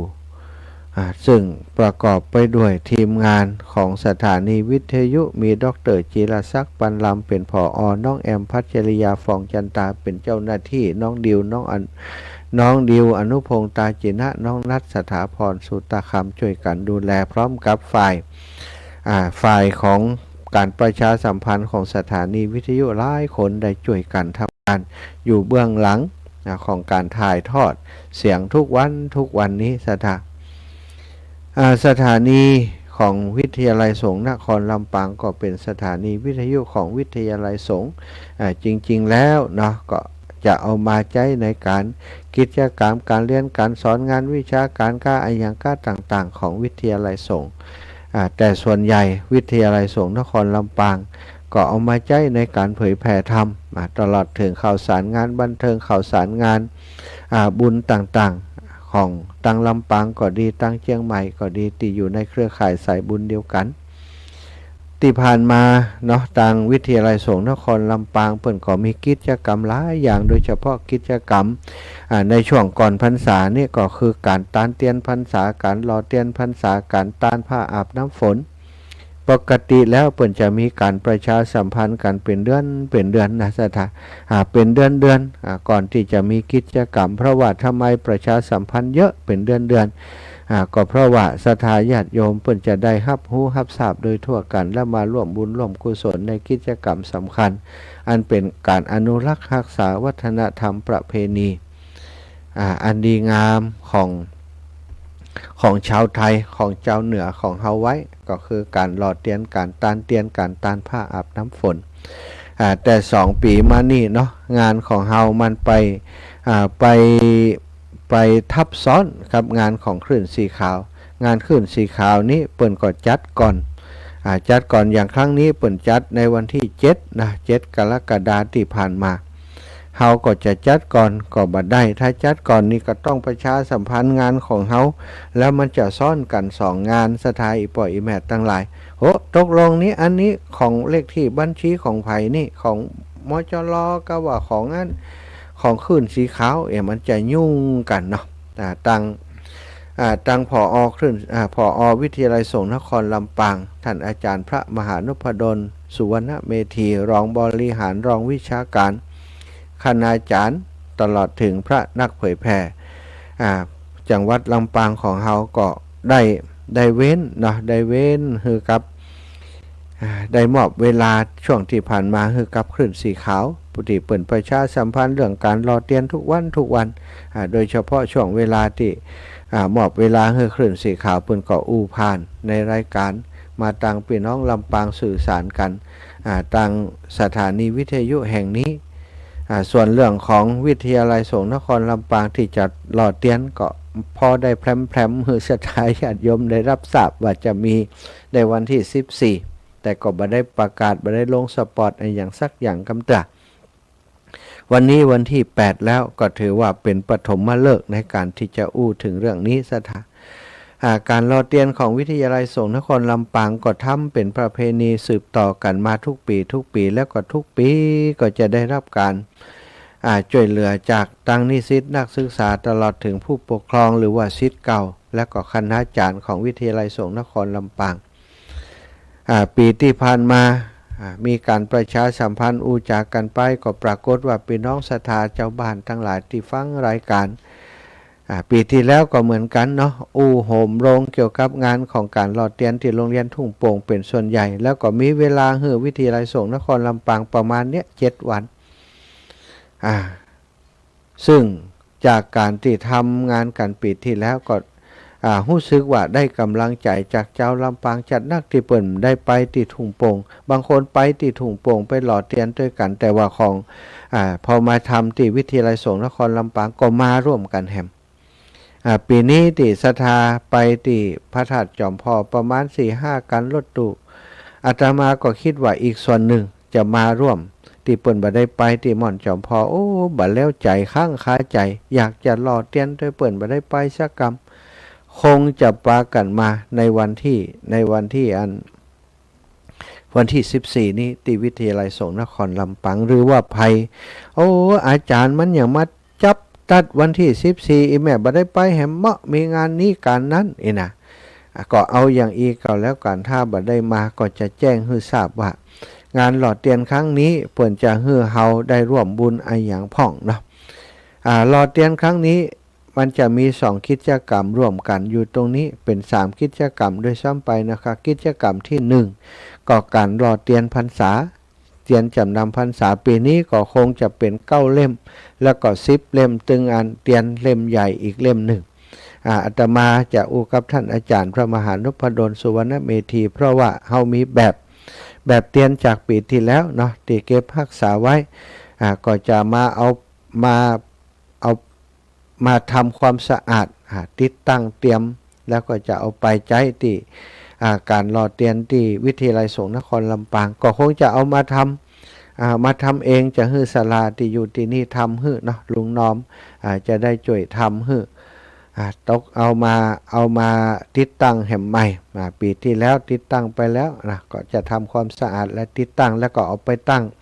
คือศรัทธาญาติโยมได้หล่อทำเหมือนปีที่ผ่านมาที่วิทยาลัยสงฆ์นครลำปาง ก็จะเป็นภาระคือครูบาอาจารย์ตรงนี้เพราะลำพังเจ้าหน้าที่อย่างต่างๆบางแต่เปิ่นเป็นงานช่างและอีกอย่างเปิ่นก็มีงานหลายด้านดูแล้วปีที่แล้วนี่มันอิดกลางทางเจ้าหน้าที่เปิ่นจะต้องมาทำหลายๆอย่างมันอิดเขาเนาะก็คือเขาทำด้านอื่นไปแล้วก็อาตมาก็จะพาทีมงานไปช่วยเปิดติดตั้งตัวที่จะเขาจะหล่อเตียนด้วยกันทีนี้นะเมื่อมันมีเตียนอยู่9เล่มที่เขาจะใจหล่อด้วยกันนี่ศรัทธาก็จะเป็นเตียนที่เปิ่นเอาไปตานตามวัดต่างๆเก่าวัดเก่าวาฉะนั้นศรัทธาญาติโยมอีปอยอีแม่ตั้งหลายภัยอยากจะตานเตียนด้วยกันกับวิทยาลัยสงฆ์นครลำปางก็ต้องไปหล่อด้วยกันก่อนทีนี้การหล่อด้วยกันนั้นก็จะเอาแบบปีที่ผ่านมาเนาะก็คือได้ปูจาแผ่นเตียนแผ่นละ19 บาทแผ่นเตียนแผ่นละ19 บาทถ้าเป็นแผ่นใหญ่เป็นคุบใหญ่เนาะปีที่แล้วก็ได้รับเมตตาจากร้านอานนท์สังฆพันธ์เปิ่นมอบแผ่นเตียนไปให้หลายกล่องเนาะถ้าปีนี้ถ้าบ่ปอก็จะเอาแผ่นเตียนที่อานนท์ศรัทธาเอาไปสัก 4-5 กล่องปีแล้วนี่หมดไปประมาณ 3-4 กล่องเฉพาะเตียนที่ร้านอานนท์จะเป็นเตียนคุบใหญ่ศรัทธาคุบใหญ่นั้นก็จะให้ศรัทธาอีปอยอีแม่ปูจาเป็นครอบครัวไปเลยครอบครัวหนึ่งมีกี่คนก็เขียนลงในคุบหันหมดเลยเตียนคุบใหญ่นั้นแล้วก็เอาไปต้มด้วยกันเอาไปหลอมด้วยกันเขียนชื่อลงไปในคุบเตียนนั้นตกแผ่นละคือศรัทธาปูจาแผ่นละ99แผ่นเล็กที่เป็นเตียนธรรมจักรอย่างปีที่แล้ว19 บาทถ้าแผ่นใหญ่ก็99ศรัทธาบางท่านบางคนอีแม่อีกอันอาจารย์อีแม่กลัวว่าอันถึงวันงานมันจะคนนักคนหลายอีแม่จะบัดตันอีแม่จองไว้ก่อนได้ก่อนจองไว้ก่อน2 กรณีที่1จองไว้แล้วก็โอนปัจจัยไปที่กองทุนของพระนิสิตพัฒนานิสิตนักศึกษาของวิทยาลัยสงฆ์นครลำปางก็ได้แล้วอีกกรณีหนึ่งหมายความว่าจองแล้วก็ส่งรายชื่อมาตั้งรายถ้าเป็นแฟนรายการของอาตมาสนิทกันเคยใจบริการกันอยู่เป็นประจำมีไลน์กันเนี่ยก็ส่งมาที่อาตมานี่ก็ได้อาตมาก็จะจดชื่อของศรัทธาไว้แล้วก็จะเอาแผ่นเตียนมาเขียนไว้ให้วันนั้นมาพบศรัทธาก็บ่ต้องเขียนละหมายความว่าไปฮับเอาเตียนหั่นหรือว่าบ่ฮับก็ได้ถ้าอาตมาเป็นภาระธุระอาตมาก็จะเอาไปต้มให้เลยหรือว่าบัดแล้วใจใครหันนะ ก็เอาไปมาเอาไปเองก็ได้หรือว่าจะมาเขียนในวันนั้นก็มีปัญหาอย่างศรัทธาอันนี้ก็จะบอกให้ศรัทธาอย่างอีว่ากรณีที่1คือป้องกันกว่าว่ามาบัดได้หรือว่ามาแล้วบัดเขียนบัดตันจะส่งมาก่อนก็สามารถโอนปัจจัยมาที่บัญชีของธนาคารกรุงไทยชื่อบัญชีกองทุนพัฒนานิสิตมจร.เลขที่บัญชี3281079891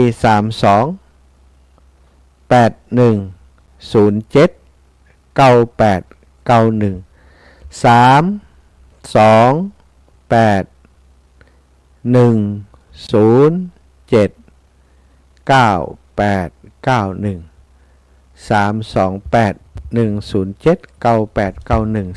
ธนาคารกรุงไทยถ้าสถาโอนมาอย่างอีกก็ส่งหลักฐานการโอนถ้าโอนผ่านมาตั้งนี้ส่งหลักฐานการโอนมาติอาตมาก็ได้หรือว่าติท่านอาจารย์ครูบาอาจารย์รูปอื่นติสถามีลายของเปิ่นหรือว่าของน้องแอมพัชริยาฟองจันตาก็ได้หรือว่าบะมีลายอย่างจดให้แม่กำอาตมาก็เตรียมสมุดไว้อยู่แล้วถ้าสถาคนใดที่จะปูจาก่อนจะโอนปัจจัยมาโอนปัจจัยมาเป็นเจ้าภาพด้วยกันอาตมาก็จะได้เขียนเอาไว้ให้นะแล้วก็ถึงวันนั้นก็จะเอาไปส่งให้เจ้าหน้าที่ที่วิทยาลัยสงฆ์นครลำปางแต่ปัจจัยนี้อาตมาอยากจะให้โอนเข้าบัญชีของวิทยาลัยสงฆ์นครลำปางเลยจดเอาถ้าจำมาได้ก็โทรมาถามที่อาตมาก็ได้เนาะแต่อาตมานี่ครับเฉพาะส่วนของสลิปติสถาโอนไปแล้วก็ส่งมาเพื่อจะให้ประชาสัมพันธ์นี้จะดูแลให้เนอะ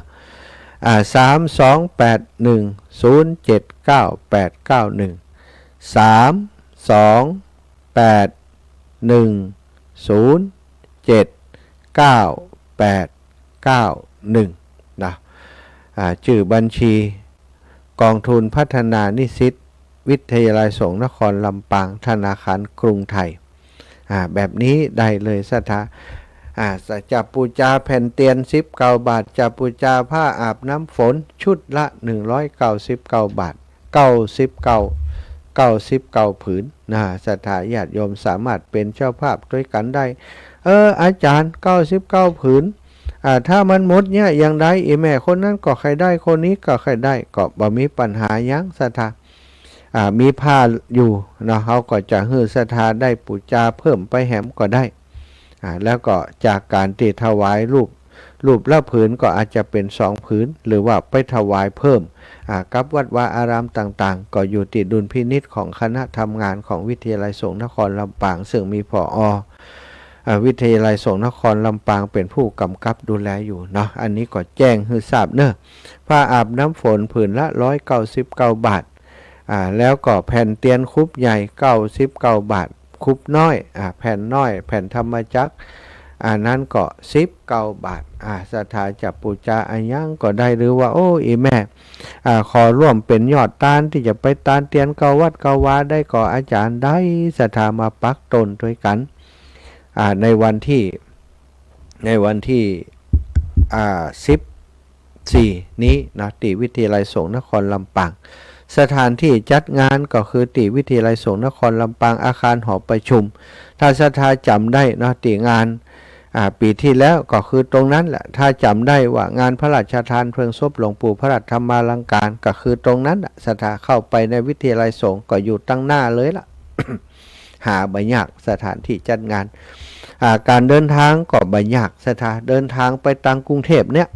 ไปตังกรุงเทพผ่านตังก้อคาผ่านแยกก้อคาไปผ่านแยกก้อคาไปประมาณสัก200 เมตรเนี่ยก็จะถึงวิทยาลัยสงฆ์นครลำปางจะอยู่เยื้องกับอนุสาวรีย์พระนเรศวรมหาราชนะจะมีจ้างตัวใหญ่ๆพระนเรศวรขี่หลังจ้างนะสถาน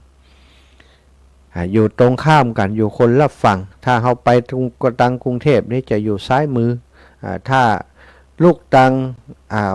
วังเป้ามาลูกตังซบปราบมาลูกตังเมืองตากมานี่ก็จะอยู่ขวามือต้องมายูเทิร์นที่ก่อนจะถึงแยกเข้าอำเภอก้อคาเนาะอันนี้ก็ศรัทธาสอบถามเส้นทางได้เนาะสอบถามเส้นทางได้ใครจะมาร่วมแล้วในวันงานนั้นไผอาจารย์ปีนี้มีโรงทานก็มีเนาะศรัทธาตอนนี้ก็มีโรงทานจากแม่บ้านทุ่งโป่งบ้านของอาตมานะเปิ้นจะเอาแกงมาบัดเดี๋ยวนี้จะแกงไก่หรอแกงไก่ใส่ผักกาดใส่หยวกกล้วยหยวกกล้วยป่าทั้งพุ่นหยวกกล้วยป่างามสถาเปิ้นจะแกงไก่ใส่หยวกกล้วยป่ามานะเปิ้นบอกแจ้งมาแต่เจ้านี้ก็ได้รับการประสานมาจากหลวงพ่อท่านพระครูจำพระครูบ่ได้นะหลวงพ่อเนาะ หลวงพ่อท่านพระครูเดี๋ยวพ่อกำมีอันนี้อยู่กันหลวงพ่อท่านพระครูวัดแม่หวกนะวัดแม่หว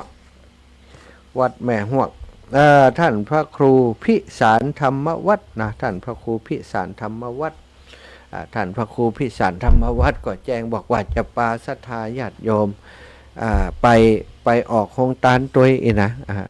ก็กูปีนะหลวงพ่อเปิ้นปาศรัทธาญาติโยมมาแล้วหลวงพ่อเปิ้นก็เป็นพระนิสิตของวิทยาลัยสงฆ์นครลำปางตัวปีนี้ปีที่2แล้วเนาะหลวงพ่อปีที่2แล้วปี2ก็เป็นพระครูกำลังได้รับพระราชทานราชทินนามนะพระราชทานโปรดเกล้าตั้งพระครูสัญญบัตรพัดยศราชทินนามว่าพระครูพิสารธรรมวัดสถาวัดแม่หวกเนาะเจ้าคณะอำเภอไหลหินหลวงพ่อก็จะปาศรัทธาญาติโยมมาเปิดโรงทานโดยบ้านอื่นเนาะก็จะมีแห่มหลายตีหลายแห่งอยู่โยมแม่น้อยอินยาศรีทราบว่าจะทำข้าวหนมจีนไปหรอแม่น้อยอินยาศรีนะหลายท่านหลายคนที่ฟังรายการของอาตมาอยู่ใครสนใจจะร่วมเป็น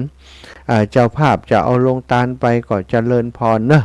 ไปร่วมกันห่อเข้าถือว่าเป็นการห่อเข้าไปกินด้วยกันลงทานก็เอาเต่าที่เขาจะทำได้บ่จำเป็นจะต้องนักหนาเท่าใดบ่จำเป็นจะต้องไปทำเป็นยังก๋วยเตี๋ยวก็บ่จำเป็นจะต้องเอาเป็นร้อยเป็นปั้นอะไรอย่างนะเอาหมอกพอดี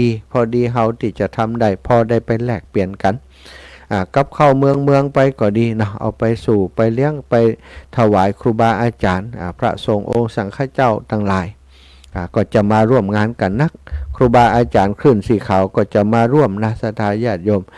ท่านพระครูอภิวัฒนวิกรมแล้วก็หลวงปู่ดอยท่านครูบาอาจารย์ท่านตุลุงแดงนี่ก็จะนิมนต์เปิ้นไว้อยู่ครูบาอาจารย์หลายรูปหลายองค์ถ้าเปิ้นบัดติดภาระหยังในวันที่14ถ้าบัดเป็นงานการที่เร่งด่วนหรือว่าสำคัญเปิ้นก็จะมาร่วมกิจกรรมที่วิทยาลัยสงฆ์นครลำปางของเฮาร่วมโดยช่วยกันถ้อยทีถ้อยอาศัยกันเนาะเฮาเปิ่งเฮาเนี่ยเปิ่งกันไปเปิ่งกันมาอิงกันไปอิงกันมาช่วยกันไปช่วยกันมาเป็นพลังความสมัครสมานสามัคคีก็ต้องเปิ่งพระสงฆ์องค์สังฆเจ้าในหลายเรื่องพระสงฆ์องค์สังฆเจ้าก็ต้องเปิ่งศรัทธาญาติโยมในหลายเรื่องเช่นเดียวกันน้ำเปิ่งเรือเสือเปิ่งป่าเปิ่นว่าถึงจะอยู่ด้วยกันได้ก็ขอเนาะศรัทธาญาติโยมทั้งหลายอีป่อยอีแม่บ้านเฮาก็หวังว่าศรัทธาญาติโยมจะเข้าใจบัดได้ละบัดได้ทิ้งเนาะครับครอบครัวของหมู่เฮาทั้งหลายวิทยาลัยสงฆ์นครลำปางวิทยาลัยสงฆ์นครลำปางบัดได้เป็นของคนใดคนหนึ่งนะศรัทธาครูบาอาจารย์ที่ทำงานอยู่หั่นก็ทำเพื่อคณะสงฆ์จังหวัดลำปางของเฮาแล้วก็เป็นในพื้นที่บริการจังหวัดลำปางถ้าเขาบ่มีวิทยาลัยสงฆ์อยู่ที่ลำปางพระสงฆ์องค์สังฆเจ้าทั้งหลายก็จะลำบากไปเห็นที่อื่นขึ้นรถขึ้นลาไปเสี่ยงตังนักหนาเพราะว่าคณะสงฆ์บัดเดียวเป็นพระเถระปกครองนิสตาเจ้าคณะตำบลเจ้าคณะอำเภอแม้กระทั่งเจ้าอาวาสนี่ถ้ามันมีปริญญาบัตรกำกับอยู่แห่มนี่มันดูมีสง่าราศีซะท่าเป็นปริญญาเนี่ยตั้งนอกเปิ่นจบปริญญากันหมดละพระสงฆ์เฮาบัดตันเปิ่นป.4 อยู่หรือว่าไอยังอยู่บางเตื้อมันก็อาจจะเจ้าบ้านอาจจะมองไปแห่มแบบนึงแต่ว่าถ้าพระสงฆ์วัดนี้เป็นบัณฑิตกะเป็นไอยังกะมันก็จะได้รับเครดิตขึ้นมาแห่มน้อยเนาะซะท่าก็เป็นประโยชน์นะในการเผยแพร่พระพุทธศาสนาแต่บ่ได้หมายความว่าที่เปิ้นบ่จบแล้วอาตมานี่มันจบนะ บ่จบแล้วก็บ่เฮียนโดยเพราะหยังซะท่าคือตอนเนี้ยวัยของเฮานี่เฮาอยากจะส่งเสริมมากกว่าที่จะเอาฮื้อตัวเก่าอาตมาตอนนี้ก็ส่งลูกส่งเต้าเปิ้นเฮียนนะบางคนก็ส่งเฮียนระดับปริญญาโทบางคนก็ส่งเฮียนปริญญาเอกบางพ่องก็เข้าปริญญาตรีก็ช่วยดูแลกะเป็นกะเทอมกะอย่างเขาอย่างเอี้ยศรัทธาญาติโยมถ้าเฮาเฮียนเองนี่ก็หมายความว่าสตังค์ส่วนที่เอาฮื้อเขานี่ก็จะต้องเอามาใช้กับตัวเก่าทีนี้ตัวเก่าเฮียนไปก็พอแล้วอาตมานี่มันจะเอาไปใช้หยัง ดีกว่าจะปาปริญญาบัตรเข้าไปในโรงตัวเหี่ยบ่ได้เพราะอายุก็นักแล้วนะแต่ว่าบ่ได้หมายความว่าครูบาอาจารย์ที่อายุนักบ่ควรเรียนนะที่เป็นเจ้าคณะปกครองเปิ้นจำเป็นนะศรัทธาเปิ้นบังคับให้เรียนเปิ้นก็ต้องเรียนแต่ส่วนตัวของอาตมานี่มันมีความรู้สึกอยากช่วยคนอื่นนักกว่าที่จะทำเพื่อตัวเก่าก็เลยตัดสินใจนะมีครูบาอาจารย์ก็ว่าเฮียนแต่ใจมันอย่างใดมันมีความรู้สึกอยู่ห้าอย่างเนี่ยถ้าเฮียนแล้วก็มันมีภาระการใช้จ่ายที่จะต้องดูแลตัวเองกับการที่ว่าเอาการใช้จ่ายของตัวเก่าของอาตมาเนี่ยนะเอาไปให้ลูกหลานอันใดจะได้ประโยชน์ก็คิดว่าเอาไปช่วยตั้งลูกตั้งหลานจะเกิดประโยชน์เลยคิดแบบนี้เพราะในใจนี่บ่ได้คิดจะไปอย่างเนาะเป็นเจ้าคณะปกครองอย่างต่างๆขอรับใจครูบาอาจารย์อยู่อย่างเงี้ยนะครูบาอาจารย์เปิ้นขึ้นที่สูงแล้วเฮาจำเป็นจะข้องขึ้นไปตัวเปิ้นหรือว่าไปอยู่ที่สูงด้วยเปิ้นนะเฮาอยู่ที่ต่ำๆคอยประคบประงมคอยดูแลคอยช่วยเหลือครูบาอาจารย์ถ้าจะดีกว่านะอันนี้คือเป็นการส่วนตัวจะถูกบ่ถูกก็เป็นเรื่องของส่วนตัวและเนาะศรัทธาญาติโยมจิตใจเฮามาแบบนี้เฮาจะว่าอย่างไดเนาะจะว่าขี้ข้านเฮียนก็ถ้าจะแม่นอยู่นะ ขี้ข้านเฮียน ก็ถ้าจะแม่นอยู่แต่ก็บ่สนับสนุนให้ครูบาอาจารย์หรือว่าพระสงฆ์องค์สังฆเจ้าเจ้าคณะปกครองทั้งหลายขี้ข้านอย่างอาตมาเนาะอยากจะส่งเสริมให้เพิ่นมีโอกาสทุกวันนี้ทำกิจกรรมต่างๆนะกับวิทยาลัยสงฆ์นครลำปางก็สนับสนุนสถานหาทุนหาอย่างให้เปิ่นช่วยเปิ่นเท่าตีหนูตัวน้อยๆอย่างอาตมาจะช่วยได้อย่างงานติดหล่อเตียนครั้งนี้ก็หวังใจว่าแฟนรายการของอาตมาจะมานักมาหลายอยู่เนาะก็คือบัจเจกะอาตมาคนเดียวนะคำว่าอาตมานี่นะครูบาอาจารย์ทุกรูปทุกองค์ที่จัดรายการด้วยกันก็แฟนครับกลุ่มเดียวกันนั่นนะตีหู้จักกับอาตมาก็หู้จักอาจารย์รูปอื่นๆตัวหู้จักอาจารย์รูปอื่นๆก็หู้จักอาตมาไปตัวเองนะอย่างวันก่อนเนี่ยพี่น้องบ้านนั้นบ้านท่าเขาน้อยเนี่ยอันนี้การท่านอาจารย์สมชาตินะเพิ่นก็ได้ ไปถวายปัจจัยอย่างฮื้อเนาะตีปะกันที่ม่อนจอมพ่อเพิ่นไป2รถตู้กันนะอันนี้อาตมาเพิ่นบ่ได้โทรในรายการอาตมาเลยแต่ว่าโทรในรายการของครูบาอาจารย์รูปอื่นท่านอาจารย์บวรวิทย์กาอาจารย์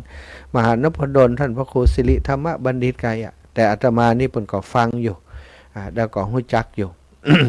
อันนี้ก่อนนัดหมายกับอีแม่เขาแล้วเนาะปสอนเขาเนอะปสอนพี่น้องบ้านอันตาเขาน้อยนะปะกันน้องดาวเนอะปะกันที่อันวิทยาลัยสงฆ์นครลำปางเปิ้นว่าจะไปอยู่จะไปเหมือนกันนะจะไปพุ่น2 ตู้พุ่นหรออาจจะนักกว่า2 ตู้ก็ได้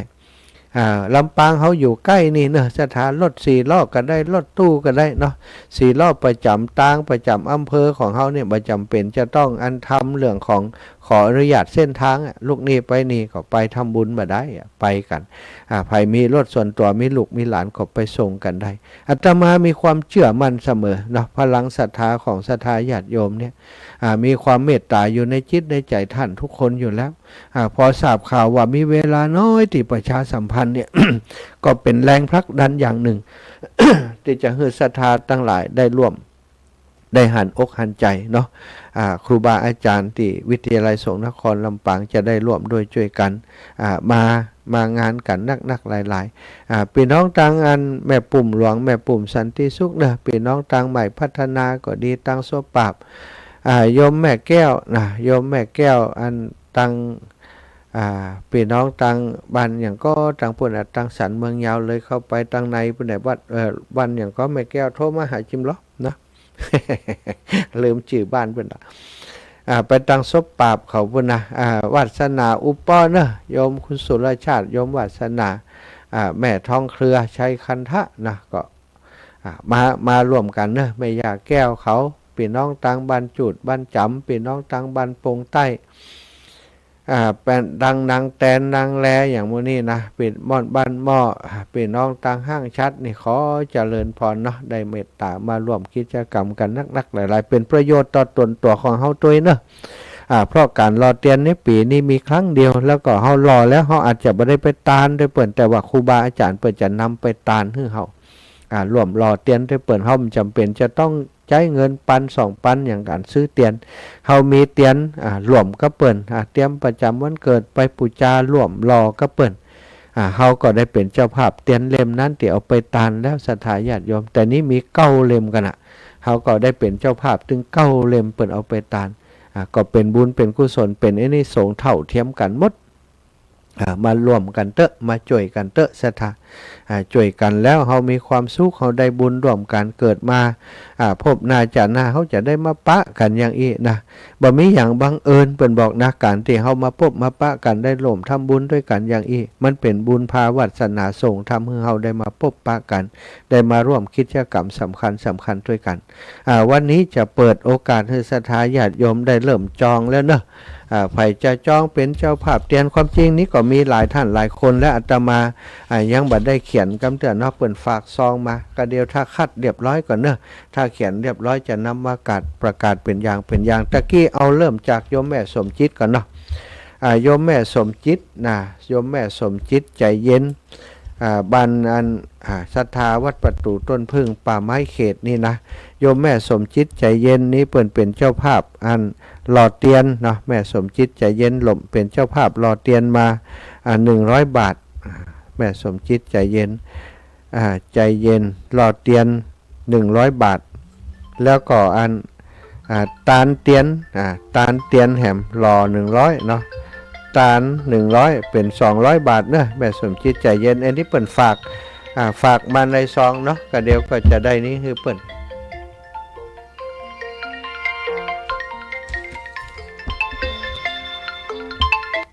ป่ะคนใจร้อนนี่มาก่อนเลยเฮ้ยหอมเลยกะหอมเลยกะเอาเลยบอกเลย อย่างดับปิ้งโทรมาจังเงียบปิ้งอย่างไข้หัวอย่างอู้เลยหนอเอารถเครื่องไปได้กะ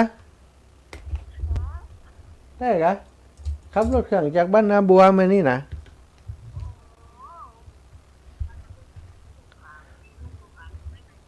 อู้ไกลๆอันโทรศัพท์หน่อยเสียงมันไกล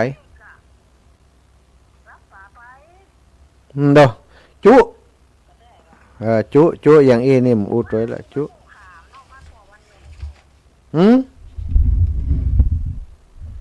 บ้านอย่างก็ตรงขาม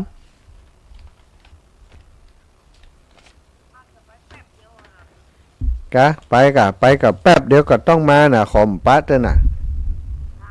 ขอมปะเต้น่ะขอมปะกำเต้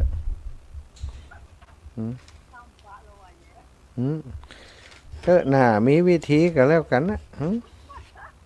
ไม่ต้องไข้หัวเลยขี้จุน่ะนี่นะหอมมาเลยวันนี้หอมเลยว่ามาจบข่าวปะมาเลยเข้ามาเลยสาธุขอบคุณโทรมาสายแรกนึกว่าจะหอมเนี่ยหอมใจ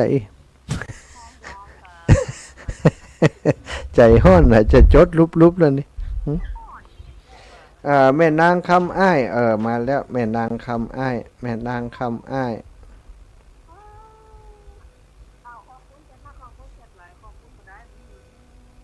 สาธุขอบคุณได้เจ้าสาธุแม่นางคำอ้ายหลอดเตียนวิทยาลัยสงฆ์นครลำปางแหม100 บาทสาธุอนุโมทามินะแม่อุ้ยอินมาเลยแม่อุ้ยอินเต้าใดฮับแล้วแม่มันทุ่มเรดิโอเด้อมันพูดจะโอนตังเข้าบัญชีท่าน200เลยชื่ออย่างก็บอกว่าจักนะอันมหาสมชาติก็ใช่เป็นแม่เนี่ยเนาะอีแม่จะโอนมาหอมเนี่ยล่ะหอมเตียนเนี่ยล่ะก็รอร้อยตาลต้อยร้อยเนาะแหละใช่ฟังก่อนค่ะฟังว่าเร็วลงตันหูลงถามว่าอารมณ์ดีแบบว่าเร็วเนี่ย อ่าทำบุญที่หล่อเตียน100เนาะ อืม 10,000 แล้วก็เอออารมณ์ดีแฮป10,000โอเคโอเคหลอดเตียน100จ้ะโอเค อารมณ์ดี100เจ้า จ้ะพูดกันแล้วจะโอนตังค์ให้ เจ้าแม่ได้เลย จ้ะ สาธุ ตะบุญ นี่ กันจ้ะ ดีแล้วเปิดมาแล้วเนาะสาธุก็ศรัทธาญาติโยมนะอันนี้บ่ได้บังคับกันนะอันอูกับศรัทธาญาติโยมที่ฮู้จักสนิทมันได้ อูเล่นเป็นอีปอยแม่ที่จะ จะให้หอมนะเอาจดเบอร์โทรของจดเลขที่บัญชีของวิทยาลัยสงฆ์นครลำปางแห่งกำ1 น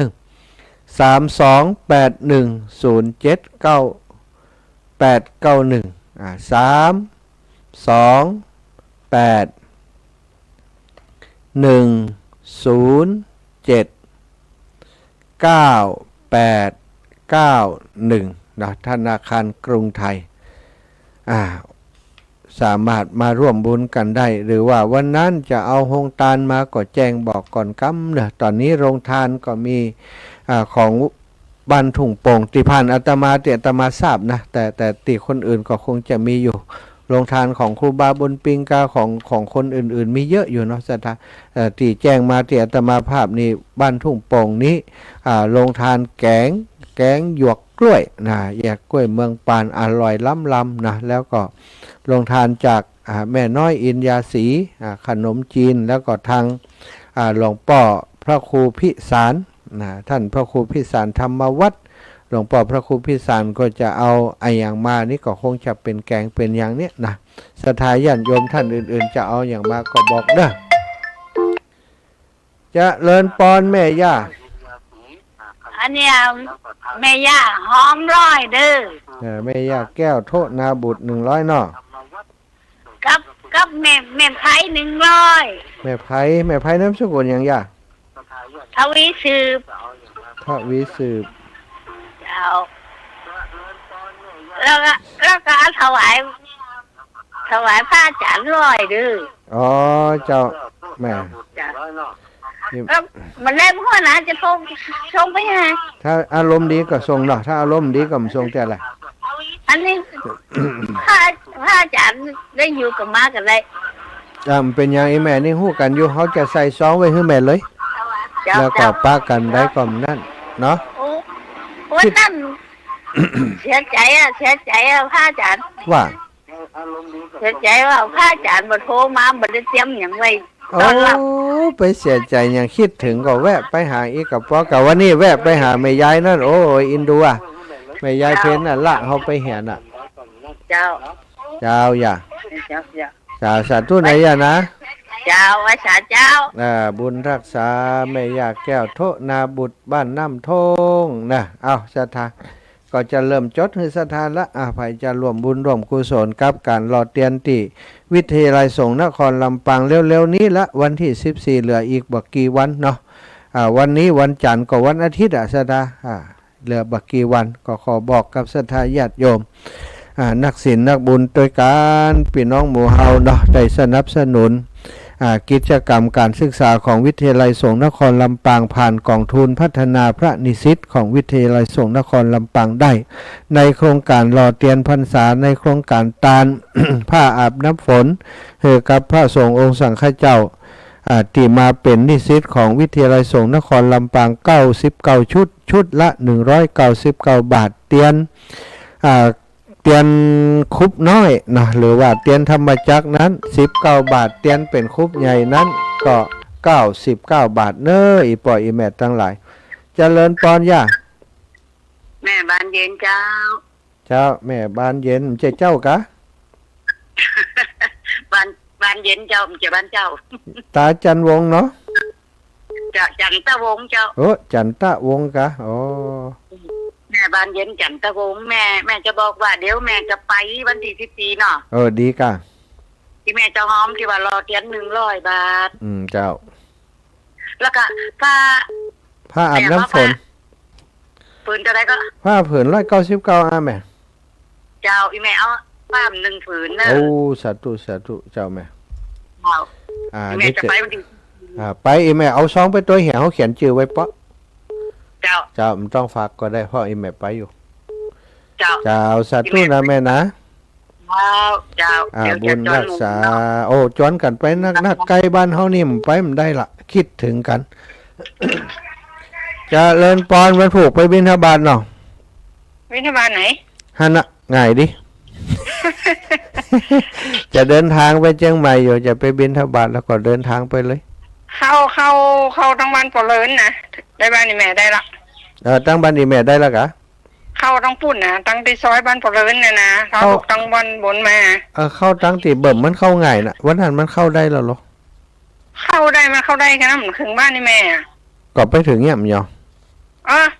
ก็คิดถึงได้กะได้อันกลับไป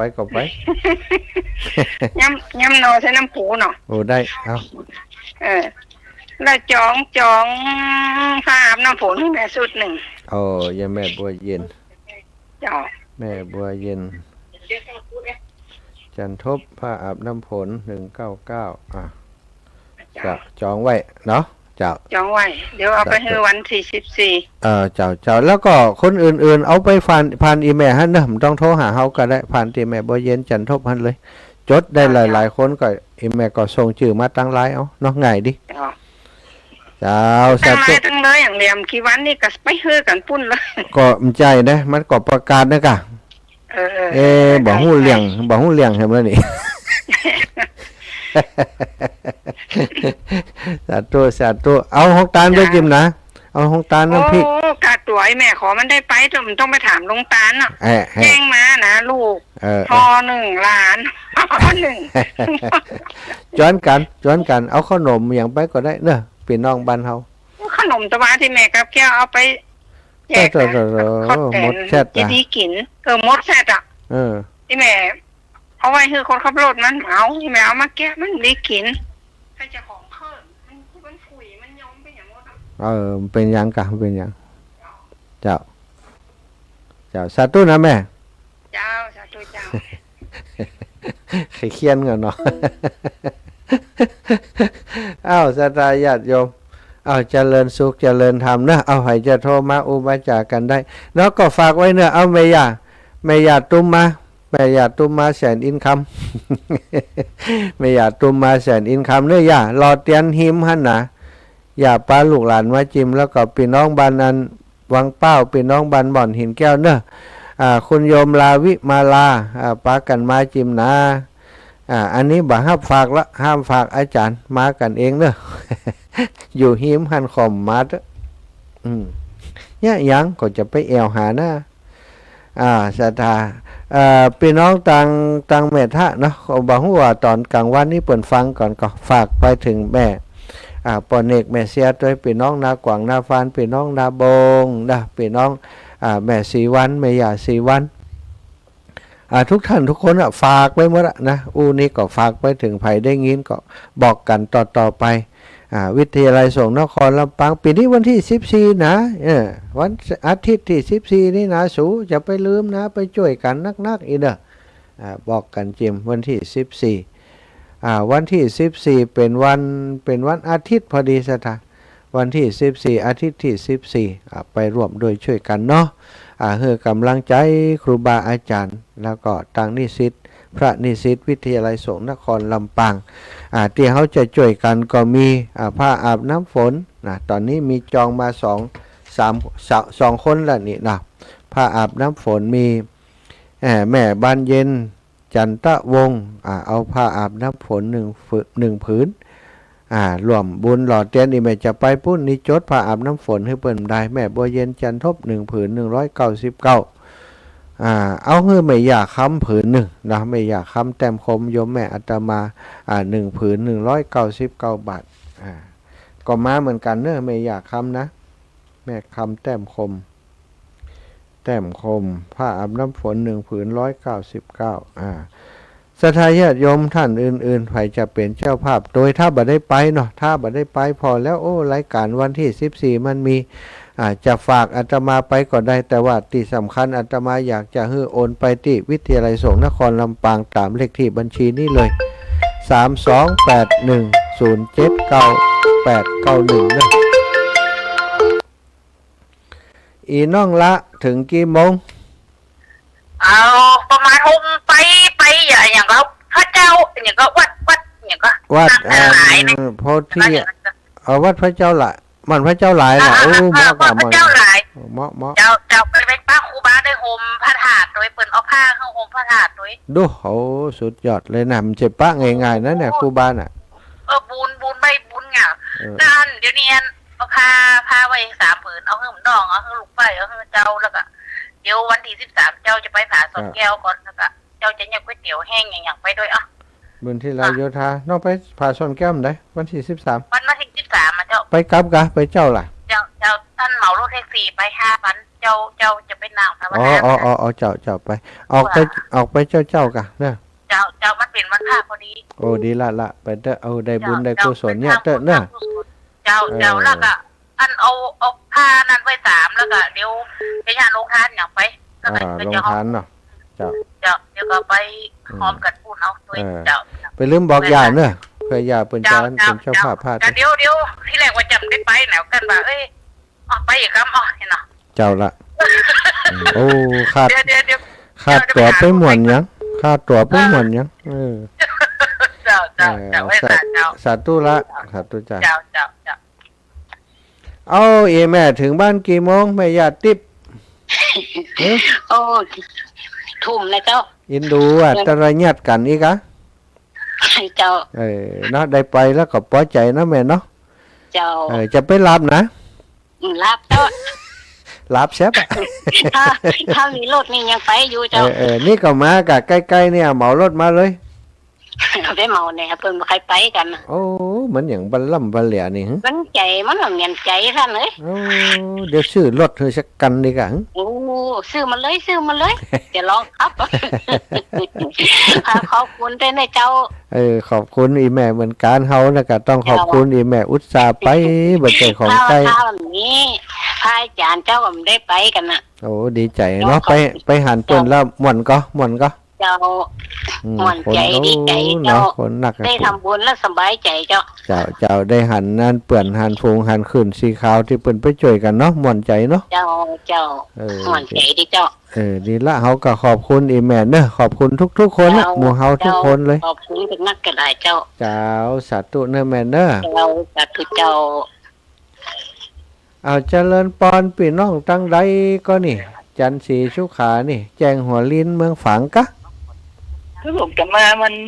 ถูกนะวันถูกไปปังปอยวันถูก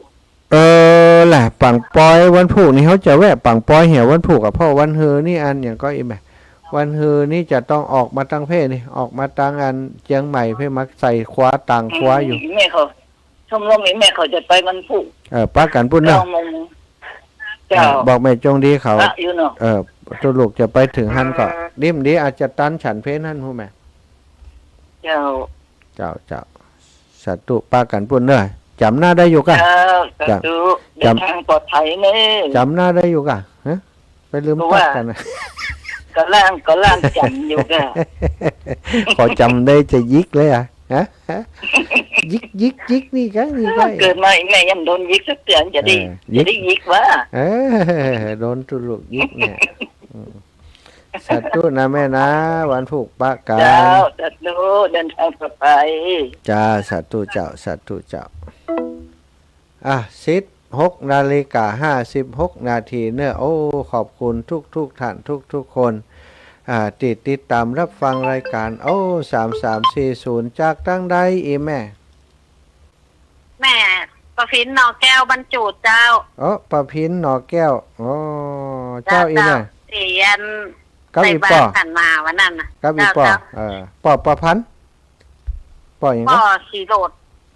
ดแม่ประพินป่อสีโหลดหันเปิ้นใส่บาตรด้วยกันดีใจพุ่นเจ้าอันนั้นแม่จองยาใครได้ผ้าอาบน้ำฝนผืน1ผืนเนาะเจ้าอันหอมอันหลอดเตียนอย่าลอยนะลอยเนาะหลอด100เจ้าถ้าไหวแม่ไม่ได้ไปแม่อย่าฝากแม่บ่ขี่ไปเด้อแม่บ่ขี่แม่ท่านน้อมเปิ้นตึงไปกันมื้อนี้นะฝากหั่นน่ะเจ้าถ้า ถ้ามันมีคนขับรถไปกับแม่กันไปเพราะมันจะไกลกันเนาะ บัดใจไกลเหมากันมาเถอะเดี๋ยวบอกให้เนี่ยบอกผ่านเนี่ยแม่อย่างก็แม่บัวเลี้ยวใช้อุดแม่บัวขี่อย่างนี้เปิ่นมีรถแถวนั้นนะมันเป็นวันติดเต้ยแม่หาง่ายอยู่ รถกับมีแล้วมันมีคนขับ เดี๋ยวเขาไปขับเพื่อบอก สาธุบอก มีนี่สองกันก่อน บอก อีลูกบ่าวมันไปกรุงเทพเปีย โอ้นั่นบอกอีป้อเนอระลึกถึงเสมอนะ มีเวลาจะไปหา เจ้าบางทีอยากให้ปอก่อยครับไปจะได้หมูเนาะ พอก่อนว่าถ้ามันมีรถหมู่นั่นเขาก็ไปด้วยกัน ถ้ามันมีก่อยว่ากันเนาะแม่เนาะจ้าสาธุบุญรักษาแม่เด้อ ไว้สาเจ้าไว้ บุ สา ญ เจ้า รักษาอยู่ดีมีสุขทุกท่านทุกคนอายุวันโนสุขังพระลาง เจ้า ศรัทธาอาตมาลวดลารายการไปโดยเวลาเพียงเท่านี้เนอะเวลาหมดเวลาขอความสุขสวัสดีบังเกิดมีแก่ศรัทธาทุกท่านทุกคนจัตตารโอธรรมาวัฏันติอายุวันโนสุขังพระลาง